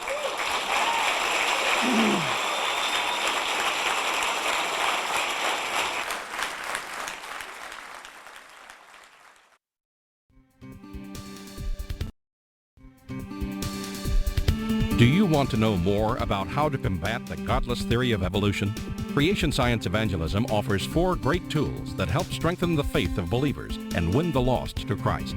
After 15 years of teaching high school science, Dr. Hovind began Creation Science Evangelism in 1989. We are a ministry that is dedicated to providing tools which will help you combat the evolution philosophy that is destroying the faith of millions every year. The first tool Creation Science offers is their powerful, life-changing video series. Over the last 12 years, well over 1 million videotapes of Dr. Hovind's seminar have circled the globe. They are reaping a harvest of souls for the kingdom of Christ, as well as helping restore the faith of many thousands confused by the evolution propaganda to which they've been subjected. These videos are available in English, Russian, French, Spanish, Japanese, and sign language. The Age of the Earth, first of the 7-part series, teaches that God created the universe about 6,000 years ago in 6 literal days. Could this be true?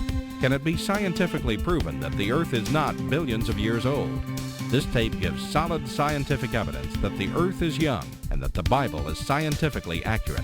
How did the environment of the original creation differ from ours today? And how would this allow men to live over 900 years? Can Christians have a good explanation for the existence of dinosaurs? Could some dinosaurs still be alive today? These and many more questions are covered in the 2nd and 3rd part of the series. Evolution has permeated public school textbooks with false and fraudulent information. This video exposes nearly 30 lies commonly found in textbooks. Every public school student, teacher, and school board member needs to watch Part 4 of this series. Find out if you have been lied to in your textbooks.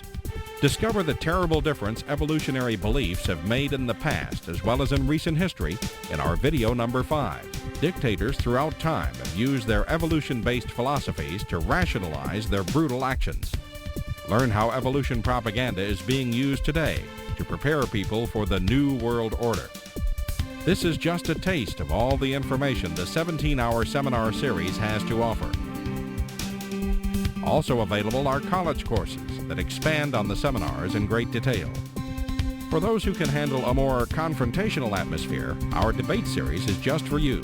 I said, now, Mr. Patterson, if you think the tailbone is vestigial, I, Kent Hovind, will pay to have yours removed. Dr. Hovind has debated a wide range of atheists and evolutionists all over the country, and you're sure to find these 12 debates very exciting. These would be perfect to present to that scientifically minded person who likes to argue their point. Our topical series includes exciting topics like why evolution is stupid, public school presentation, children's video about dinosaurs, the Bible and health, Leviathan, the fire-breathing dragon, and many more. Creation science also offers a variety of visuals, like the longevity chart, which presents the entire lineage of Adam to Joseph as given in Genesis.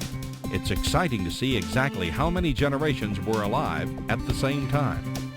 Hundreds of books on a variety of subjects, videos on incredible creatures that defy evolution, t-shirts, fossils, and more. Make Creation Science Evangelism the one-stop shopping center for your creation material needs. Our two websites, www.drdino.com and www.dinosauradventureland.com, provide our second tool for evangelism.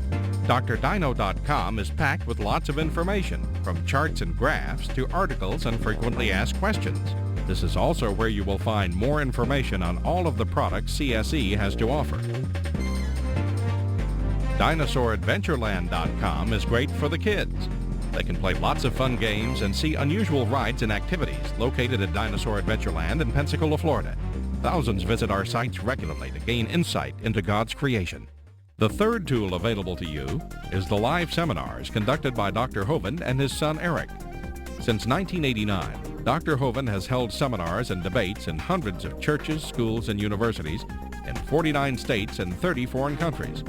His fast-paced, illustrated seminars cover diverse topics, such as evidence for a young Earth, how long Adam lived, dinosaurs living with man, where races came from, radiometric dating, and much more.